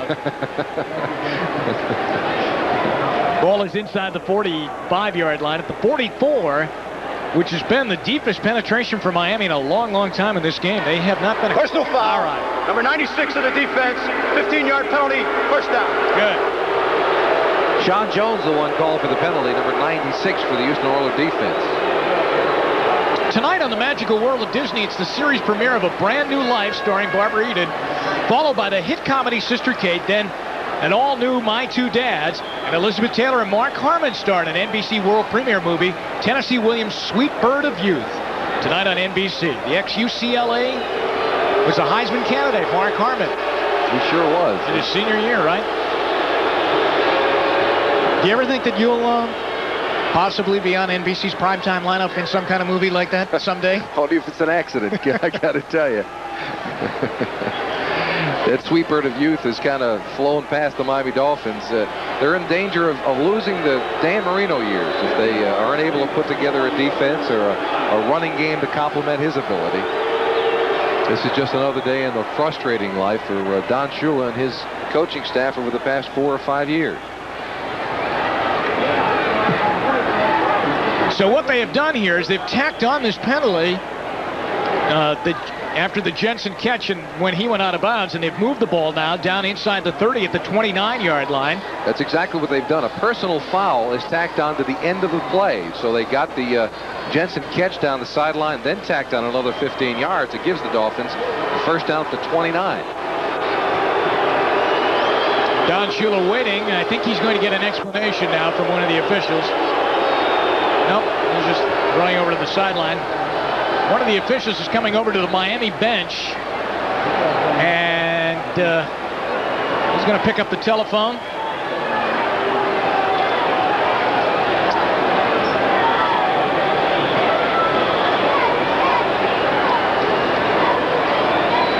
Bobby Skelton over there on the phone. That's your replay official, Jack Fetty, up off to our left here in the Astrodome.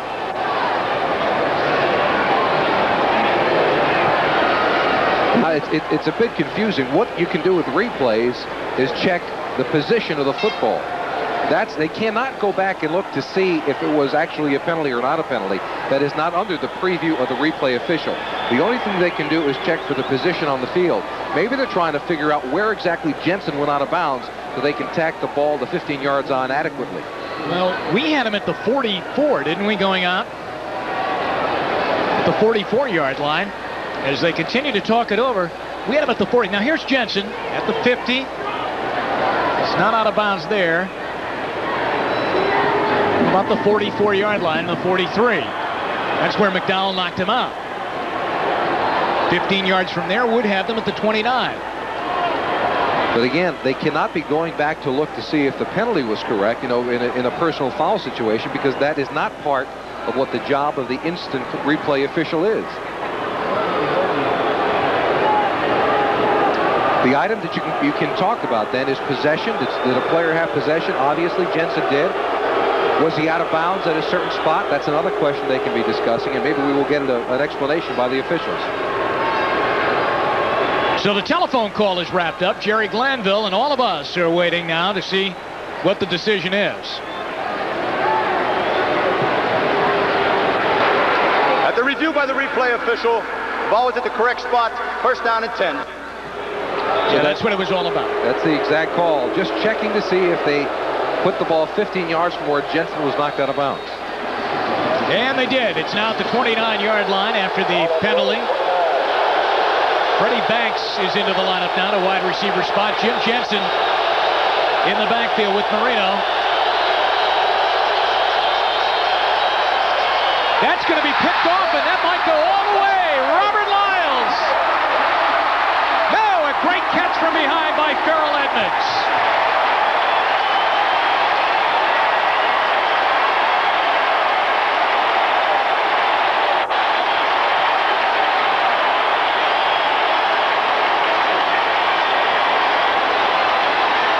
Marino going for Farrell Edmonds, the big tight end, number 8. Great coverage on the part of Lyles stepping in front now. But watch the speed of Farrell Edmonds. Lyles had a running start on him. Everybody else had given up on it. A clear touchdown, but look at the speed of Edmonds catching him from behind. Great coverage by Lyles. Great determination and speed by Edmonds. Another look at it, right part of your screen. Marino simply is undercut by Lyles on the coverage. And Farrell Edmonds refusing to give up. That's a good sign on the Dolphins' part. Runs them down from behind. And you know, you can't say that Lyles was really slow of foot there. Well, he had the running start when he made the interception, and Farrell Edmonds had to redirect himself and start running the other way. The ball is at the Miami 24-yard line. 12:24 left. Tracy Johnson, a nice play by Miami's defense. Jeff Cross is over there, along with Dave Aarons. They both team up to shut down that running play by Tracy Johnson. Johnson's a rookie out of Clemson. Marino with the helmet off. At what point now do you take him out? I don't think you take him out. I mean, that's my opinion. I don't think you do. Scott Sekiel is the backup to Marino. Has never played a regular down of football. He came over from Dallas this past year. But what if he took a lick in a 25-0 game? Well, Marino did a smart thing when he threw that interception. He stood there. He did not go chasing down the sideline. He did that a couple of years ago and was injured on the play, and I think he's learned from it. Well, they lost a yard on that play. Second down and 11. Boy, Houston wants more. Duncan's there. Touchdown!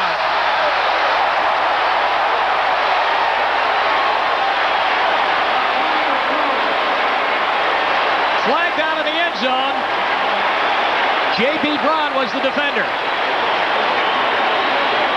If you remember earlier, Duncan missed this play. Remember, he dropped the ball in the end zone, the same exact play, that little stutter step at the line of scrimmage. He got Brown going to the corner of the end zone, and he dropped the one during the third quarter. This time, he hangs on for the touchdown. Personal foul, number 37.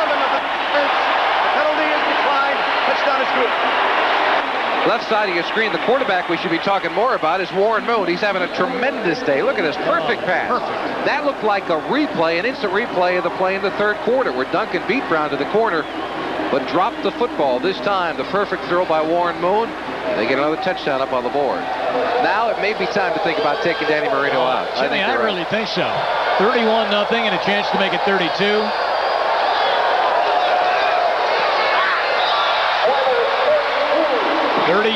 Oilers. And we'll be right back after these messages from your local station. A woman's shocking story of abuse. He's threatening to kill me. And a fight for dignity. I'm gonna get you for that! Nancy McKeon, a cry for help Monday. People come in now and ask me, Who's Bank One? who is Bank One? Just who is Bank One? Well, I tell them I'm Bank One. I'm Bank One. I'm Bank One. It's like a switch goes on. Click. It's like a Pop. Spark goes off. Pow. Whee! And boom. boom. Kaboom. Right then. Right then they know. They know. We're gonna be a good bank. This year, a new and exciting benefit has been added to Nacogdoches Memorial Hospital's special delivery program. Upon your physician's request, your nursery nurse will make a home visit to check on you and your new baby. The nurse will check your baby's weight and communicate any feeding problems or other questions you might have to your baby's doctor. For more information concerning the special delivery program at Nacogdoches Memorial Hospital, call 409-564-4611. Well, I was about 22 years old when I started to lose my hair, and it bothered me. I was just out of the service. I was single. I wanted to do things. I'm going to be 40 in 3 months. I feel 10 years younger. I wish I could have been able to do this when I was 22, when I first started to lose my hair. Well, the strongest thing I could mention to anyone is to look at me first and to see how well I look and how much younger I feel and look. Call today for a consultation or free brochure. Hi, I'm Christy from Passing, a part of Region 56. And Scott Secules apparently will take over for Dan Marino. Secules, a 6th-round draft choice out of Virginia a couple of years ago with the Dallas Cowboys, traded to the Miami Dolphins after the drafting of Troy Aikman and Steve Walsh. He has never played a regular season down in the NFL. He's about to take his first snap.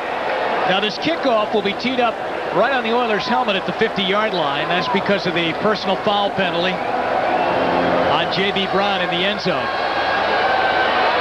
Oh, Dan's had so many great days. This is a very rare sight.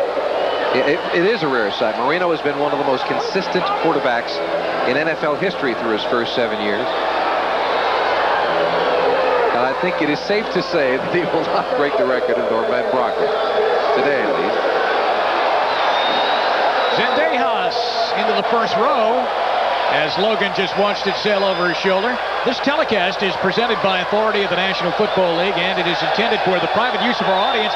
Any rebroadcast or other use of this telecast without the express written consent of the Houston Oilers and the National Football League is prohibited. This game is the property of the National Football League, Miami Dolphins, and Houston Oilers, all rights reserved. And that is Mojo, who's the equipment manager for the Houston Oilers, who always roused the crowd with his grabbing the kickoff tee, getting off the field. You know, it's hard to believe that he's so animated. At practice the other day, very low-key, very quiet. Very quiet guy. Yeah. Reminds you of a banker or something, and you bring him to the game on Sunday afternoon, and he goes crazy. All the world's a stage. Scott Secules in there at quarterback. 32-0 Houston. Look out, Scott. Oh, he stepped right up there and unloaded, and it's incomplete out at the 40-yard line.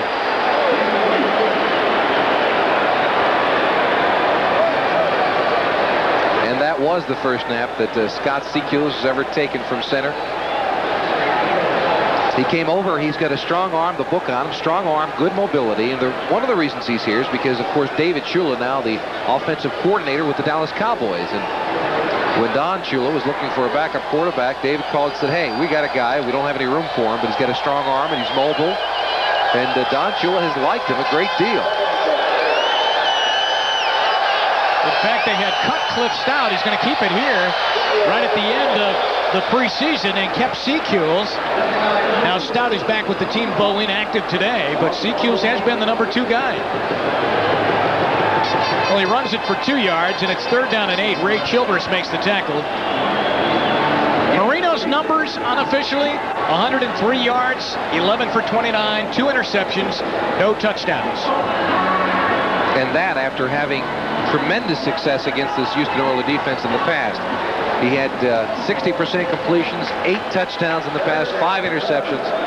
And today, you got to give credit, a lot of credit, to Jerry Glanville, because he mixed his defenses up, blitzed occasionally, not that often, and really did a job on Dan Marino. 3rd down and 7. Incomplete, almost picked off. It ended up going off the hands of Richard Johnson, who already has 1 interception today. Dishman over there congratulating him, and Seacules to the sidelines. And this Oilers secondary should be congratulated. A week ago, they were maligned, beaten up by Jim Kelly. And today, they have done just an incredible job, all of them. Steve Brown, number 24, Dishman, Patrick Allen, Richard Johnson, they have all done a tremendous job of shutting down the most potent offense in football. At least before today, they were. That's Reggie Roby. And the snap is good, right waist high, and he rides it out of there. Good high punt, fair catch. Kenny Johnson at the 32-yard line. And we'll have to check and see now if maybe we'll have a new quarterback for the Houston Oilers. If maybe we'll get a look at Cody Carlson. Yes, Warren Moon says, put the helmet on and get in there. 10:24 left to go in the game. Houston riding a big win today. Talk to me, CJ. What are you really feeling? It's very sweet. This is what sets every Mazda apart. It's called Conseil Engineering. Engineering based on human feelings. Keep an eye on his pulse, please. With it, Mazda can actually learn how to create cars that feel just right. Because to us, feeling right is what driving is really all about. Mazda. It just feels right. I got a phone call this morning from one of our oldest customers. He fired us. After 20 years, he fired us. Said he didn't know us anymore. I think I know why. We used to do business with a handshake, face to face. Now it's a phone call and a fax. Get back to you later. With another fax, probably. Well, folks, something's got to change. That's why we're going to set out for a little face-to-face chat with every customer we have. But Ben, that's got to be over 200 cities. I don't care. Thanks. If you're the kind of business that still believes personal service deserves a lot more than lip service, welcome to United. Larry. Lewis. That's the way we've been doing business for over 60 years. Ben, where are you going? To visit that old friend who fired us this morning. United. Come fly the friendly skies. NBC sports coverage of the National Football League is brought to you by Anheuser-Busch. We brew our fine quality beers to be enjoyed responsibly. Remember, know when to say when. By Mazda Cars and Trucks. Mazda, it just feels right. And by United Airlines, rededicated to giving you the service you deserve. Come fly the friendly skies.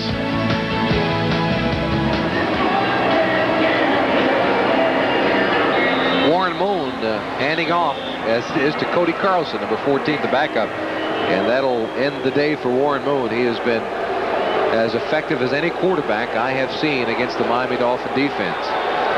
Cody Carlson is in his 3rd year out of Baylor. Tracy Johnson is the fullback.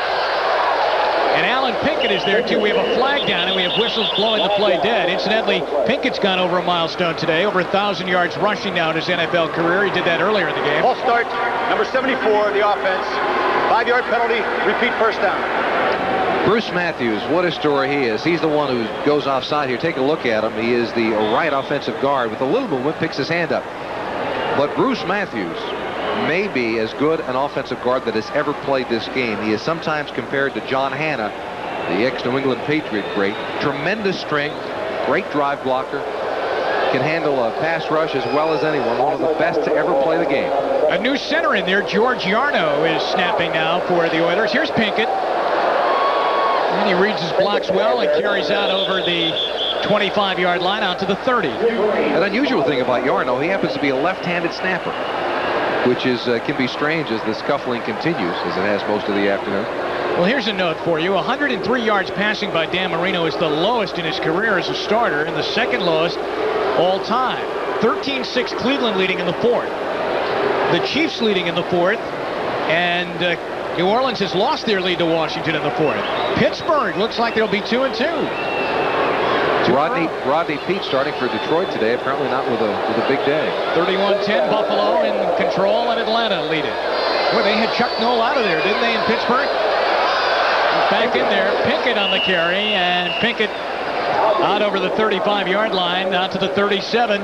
This ball went directly to Alan Pinkett. Cody Carlson faked as if he was going back to pass. This is a play the Oilers will use on occasion. Watch it. The snap goes directly to Alan Pinkett.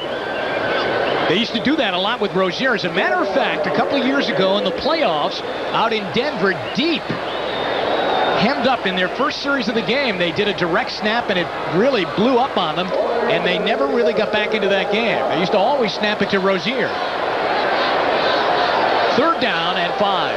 8:58 left to go, and it's 32-0 Houston. Carlson, the flag goes down.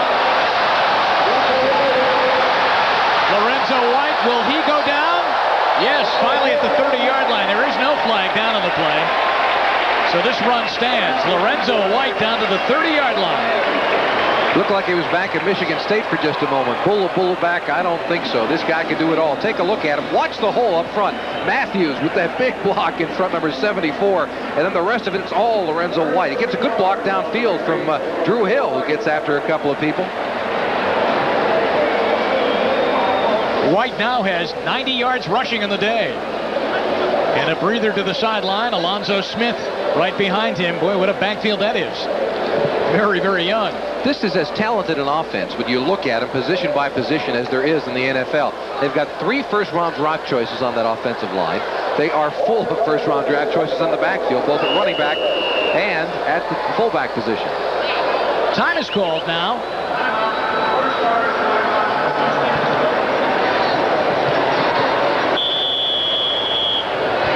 I think Houston called that one. Jerry Glanville will talk with his quarterback. 7:55 left. Houston in control.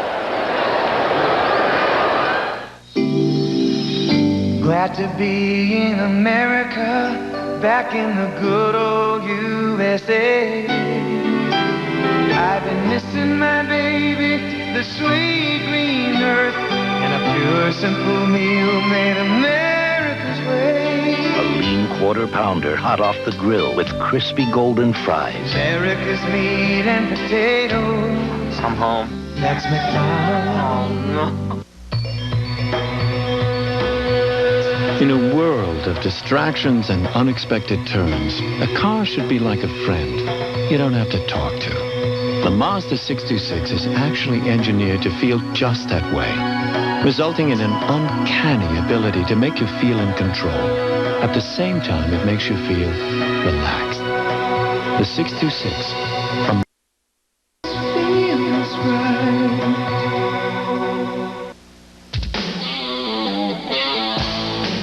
Shine a light on you, shine a light on me. Keep your Bud Light shining for everyone to see. Every day, more and more people are getting together over an ice-cold Bud Light. Well, you can taste it, you can feel it, you know you got it right. 'Cause everything else is just a light. Just keep your Bud Light shining. Just a light. Bud Light shine on. Everything else is just... Jim Kelly, Eric Dickerson, aerial assault, and the ground attack. The Bills battled the Colts. Next Sunday. The comments of Warren Moon, and people are indeed starting to give the Houston Oilers respect and mentioning them with the best teams in the league. As I mentioned, offensively, this club has as much talent as any team in football. 1st and 10. Pinkett reads left, cuts right to the 25. Greg Clark on the tackle. Barry Krause on the tackle. And then quickly gets up to see what's going on. Steinkühler is wrapped up there with, check and see, I think it's Rick Graff. Yeah, you're right, number 99, Rick Graff. Excuse me, that's number 98, Jackie Klein, who's getting in the middle of the brouhaha. So it's 2nd down and 5 at the 25-yard line. Johnson's the fullback. Pinkett tailback out of the I formation. 2 wide receivers. Pinkett toss again. I'll tell you what, Johnson gave Pinkett a pretty good block there to get him around that corner, and he cuts inside the 20-yard line with a flag down. In case you're wondering what the worst defeat in Miami Dolphin history was, it was way back in 1967, a 41-0 defeat at the hands of the Kansas City Chiefs. That was before Don Shula's time.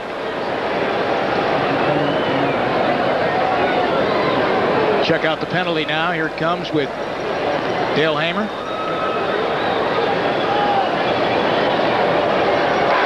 Holding, number 88 of the offense, 10-yard penalty, repeat 2nd down. Next week, Houston travels to Foxborough to take on the Patriots. Top of your screen, number 88, called for the infraction. That is Chris Verhurst, the tight end for the Houston Oilers. He is hanging on to a couple of people there. Gets flagged for it. Pinkett will have to take that run back. So the Oilers hit the road next week. They'll play the Patriots. Miami goes home. They'll play Cleveland. 6:45 left in the game. After the penalty now, 2nd down and 15. Pinkett. You know, sometimes when he gets in a crowd like that, he's actually hard to find. And that's one of the positives of running the screen pass to him. You know, he gets in all those big offensive linemen. Take a look at him. He's going to sneak in and try to hide among Matthews and Steinkühler and the rest of the crew, and it's difficult to find him around a big offensive lineman. And he's got that great stop-start ability that is the signal of all good running backs. Big block by the new left tackle into the game, 78 Don Maggs, as he wiped out a couple of Dolphins. Tom Olivadotti, the defensive coordinator of Miami. Boy, they've been out on the field a long, long time. 3rd down and 5. Lorenzo White kept his feet and got a 1st down by doing it. He was on his way down, but then stayed upright, got inside the 20, and that's a 1st down for the Oilers.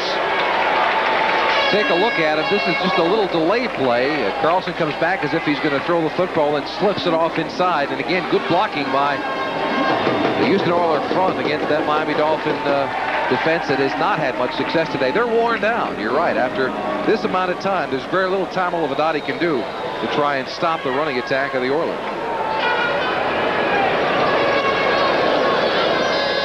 So it's a 1st and 10 now. Inside the Miami 20. They'll go to Pinkett now.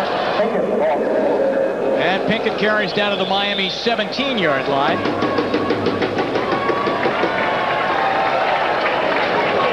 As Pinkett comes up. Now, Cincinnati has taken the lead. Leon White has picked up a fumble and scored for the Bengals in the 4th quarter. Christian Okoye fumbled in that game. Washington leads New Orleans in the 4th. Pittsburgh's added to their lead. Indianapolis got ahead of the Jets, and Minnesota in control over Tampa Bay. Buffalo will win, and Atlanta being challenged now by Green Bay. Just 1 point separating the two there in the 4th quarter. 32-0. Houston in the lead. I think back to once in my career when I was a member of the Miami Dolphins that a defeat was this bad. The Dolphins were beaten at that time by the Patriots 34-0 in Foxborough. And the only way I could describe the locker room afterwards was ugly. It was an ugly time. Don Shula did not take losing very well. It was a very somber locker room. And I think that's probably what will happen again when they go in today. Jarvis Williams was the injured player. He comes off. I want to ask you, though, they'll be back home next week. They will take on Cleveland. Marino's had a bad game throwing. How would you like to be the Browns defense knowing that he's going to come out ready to prove something in that game as we watch Alan Pinkett? And Pinkett gets down inside the 15. I mean, there haven't been too many times in his career that he's had one bad game, never mind two. Yeah, he's also the kind of a player, kind of a person that does not take defeat extremely well. He can joke about it on occasion. I can recall playing in the Super Bowl with Danny a couple of years ago when he had maybe as bad a day as he has had today against the San Francisco 49ers a few years ago. We got into a car after the game, and someone had taken a bottle of champagne and stuck it back there, and he looked totally disgusted. We were driving through this long line of 49er fans. They noticed he was in the car. They were throwing items at him. And he turned around and he popped the top on that champagne bottle, looked at me and said, "Well, did we get ourselves kicked in the behind or what?" And he laughed. What else can you do after you've given it all you've gotten and you were beaten? But he's not the kind of player. He's got a great competitive spirit that next week, you're right, he will be up, and it could be trouble for the Cleveland Browns secondary. 103 yards. It's 4th down and less than 1, and Cody Carlson looks over. Now, Jerry Glanville's been kicking in this situation all day long, but I think today, and with the score being what it is right now, why not let them go? And they will. It's a tough situation for Jerry Glanville, because if he kicks it through, then people are going to accuse him of running up the score. If he goes it for it on 4th and 1, they're going to accuse him of the same thing. Tough choice for him. So it's 4th and 1 with 3:08 left in the game. The ball close to the 10-yard line. Pickett's got the 1 and 6 points to boot. Touchdown, Houston.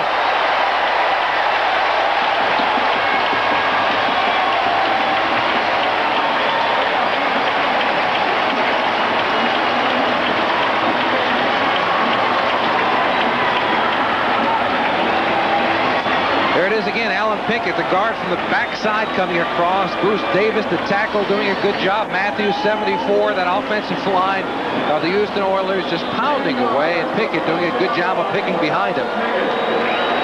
There's another look at it. Don Maggs, number 78, is pulling across. He was the guard I was looking for. Buries the defensive back trying to come up and inside. Matthews does a good job, and Pickett slips into the end zone just about untouched till he crosses the goal line. Zendejas nails it through, and it's now 39-0. After a Pinkett touchdown from 10 yards out on 4th down and 1. No pained expression in the house of pain for Jerry Glanville today. The American League Championship Series, Tuesday night, 8 o'clock, Toronto and Oakland. Should be a great series there. The second game of the American League Championship Series will be on Wednesday afternoon. Game 1 of the National League Championship Series is on Wednesday night, and that has San Francisco at Wrigley Field taking on the Chicago Cubs. Should be a great championship series on both sides of the ball. And of course, the possibility being a Bay Area World Series if Oakland and San Francisco win.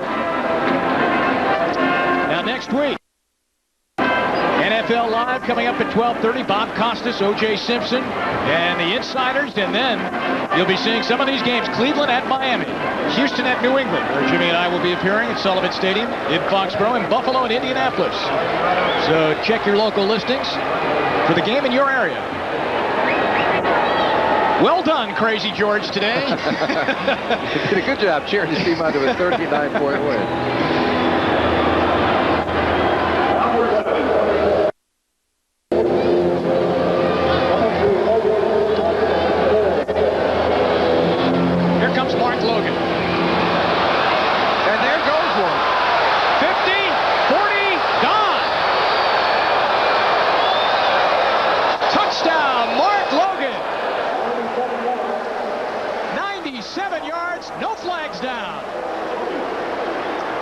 I can't tell you how far up in the mind of Don Shula Mark Logan has just gone. You know, because when you're down 39-0, most people are just going to be saying, let's just get this thing over with, forget about it. And these are the people you look for. That's why you play it till the end of the game, to find out who really wants to be around. And obviously Mark Logan does. Good move on the kicker, Zendejas, and that's what gave him the touchdown run. But Logan, in the mind of Don Shula, I can tell you this, is just raised another 20 notches, because he wants to play regardless of the score, and that's the kind of people that you can win with. Stoyanovich will attempt the extra point. CQ's holds, and it's good, and Miami's on the board thanks to a 97-yard kickoff return for a touchdown by that man, number 20, Mark Logan. 39-7, Oilers in the lead. as the Dolphins avoid the shutout. The Oilers really pride themselves on having great special teams, and they do. They have been one of the best in the league for a long time under Jerry Glanville. Some nice blocks up front, but, I mean, he never gets touched. He puts the final move on Zendejas. And then from 55 yards away, no one is anywhere near him. You got to wonder whether or not the Houston Oilers thought this one was simply over. Dishman chases him into the end zone. And of course it is over, but for all respects. But from a coach's line, you always have to take a look and say, hey, let me find out who wants to play this game till the very end. That's why they watch the fourth quarter of blowouts. 2:40 left now as Miami will kick off.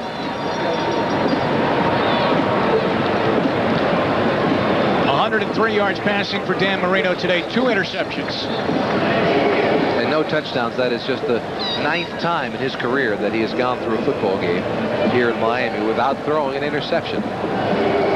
And though I'm sure they were all thrilled by the run by Mark Logan because it was a thing of beauty, there's just not too much celebration on that Miami sideline, as it's been an extremely long afternoon. Right from their first possession, and I go back to the batted pass, Sean Jones batted the ball, and it ended up as an interception. And from that point, defensively on how they were going to defend against Marino just seemed to rise. And Jerry Glanville touched right on it the other day. He said when the ball is tipped up in the air, we've been working on it all week. You got to get those. Onside kick attempt now. And the Oilers cover nicely as they had their good hands team. It might have been a tight end, Verhulst, down on the ball, and it was. 88 makes the coverage. That's about as close to the football that a tight end does get these days with the Oilers. I tell you, this is the worst team in the world to be on. They stick you on that good hands team, and you get drilled. I mean, people are just drawing a beat on you, and whether you get it clean and are to fall to the ground, they're just running you over. I used to hate the end of football games when they say, all right, put that good hands team in there. I always try to not be one of the people chosen. Verhulst is a second-year man out of Chico State. Jerry Glanville looking on. The ball is at the 45-yard line, 2.5 to go.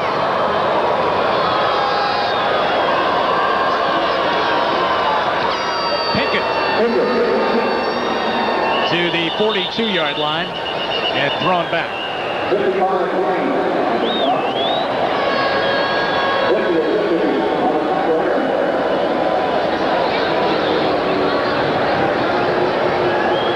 The last time the Dolphins returned a kickoff for a touchdown was Super Bowl 17 when Fulton Walker took one 98 yards for a score.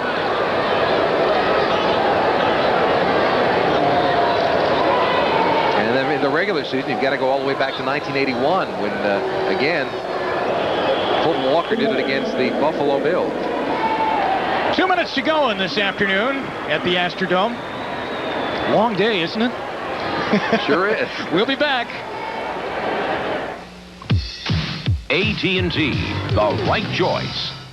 In the 1984 regular season, the Dolphins racked up an amazing 70 touchdowns. But what team holds the record for most points scored in one season? The Chicago Bears, the Dallas Cowboys, or the Washington Redskins? Which would you choose? We recognize how important every 800 caller is to your business. We recognize that. And if for some reason there's a disruption in that service, we know you can't afford to be out of business.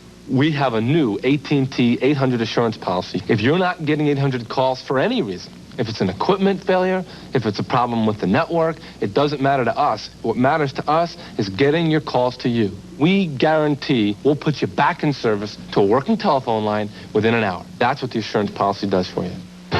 In 1983, the Washington Redskins scored 541 points during the regular season. If you said Washington, you made the right choice. It's time for the Most Valuable Player Award, sponsored by Budweiser. Today's MVP, number 32, Alonzo Highsmith from the Houston Oilers. Budweiser will make a contribution to the United Way on behalf of all the MVPs selected in today's game. You know how you can tell if you played a good game? I mean, once you're on the field, sometimes you can't tell whether you were good or not good because you're just concentrating on play after play. There's always a big ring of people around you. Take a look at Alonzo Highsmith. Everybody wants to hang around the guy who had the best game. Mike Rozier is there. He's the man in the striped shirt. The all-pro running back was out because of a knee injury. But Alonzo Highsmith gets my vote for the early leader in the Pro Bowl balloting for the fullback spot. Now, Likewise, nobody is sitting with us up here in the booth. Does that mean any comment on our performance? Hey, I got a lot of people on my side, Jim. I don't know what you're doing over there. 42-yard line. It is 2nd down and 7. 2 minutes to go. Lorenzo White. He almost got away there. Jim, this is a team, the Houston Oilers club, that was most devastated by the Plan B free agency of the NFL last year. They lost 15 players to the Plan B, and what that did was gut them of all of their quality depth. They spent 3 or 4 years building quality and depth, and sure enough, 15 players signed Plan B, and they didn't sign any of them. Now 11 of the 15 made NFL rosters, and in fact 6 start for other teams. So what they did really was enhance the depth of other teams in the NFL. Mark Logan, who took back the kickoff, 97 yards for the Dolphins, is a Plan B free agent from Cincinnati. Another team that also had a lot of depth, the Bengals. It's Pinkett to the 41. And we're down to a minute left. John Bosa and David Fry on the tackle. On the other side, when you win a game like this, and I've been a part of a couple of games as a winner on this side of the ball, it is the most fun you'll ever have in a dome stadium. I mean, when you're up by 32 points with a quarter to go, you can relax. Everybody jokes and has a good time on the sideline. Nobody's mad at anyone. No one's pointing the finger. The injuries seem not to hurt quite as much. On the other side, when you're losing by this score, every little injury is the most painful thing you can imagine. And everybody starts thinking about their job security because Don Shula, I'll guarantee you, the most important part of this game for him was the 4th quarter. He's going to go in and find out who wanted to play and who didn't want to play when his team was down by 32 points. And Marino will think about this one and try and get themselves and himself turned around for a big game against Cleveland next week as Miami will dip down to 1-3. There was a delay of game penalty called against Houston as they let the play clock run out with 15 left in the game.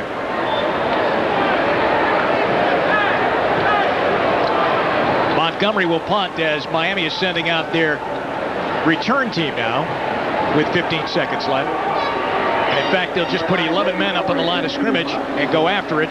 Montgomery gets it away, though. The 7 and into the end zone. Touchback. 6 seconds remaining, now down to 5 as Montgomery tried to pin it out of bounds. And the Oilers on the other side now will even up at 2-2. And they'll wait to see how Cleveland does and how Cincinnati does and Pittsburgh. And the prospects are turning pretty good for the Houston Oilers. Next week they go up to Foxborough to take on the Patriots. The Patriots have had their problems. On the other hand, the Dolphins now will fall to 1-3, and they've got to go home at Joe Robbie Stadium and try to quell the Cleveland Browns in that club. There's Warren Moon talking with, I think, a young fan over there. He's a likable guy, isn't he? Yeah, he really was. A very, very nice guy. Talking with a couple of the youngsters down there.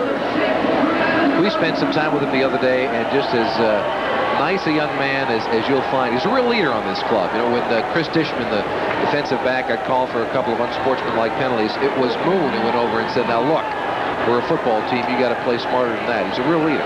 Last play of the game, Seacles rolls away, fires it, and it is caught by Andre Brown. And there's the final gun, and Warren Moon and the Houston Oilers win, and Don Shula takes the walk across the field on one of the longest days of his career coaching in the NFL.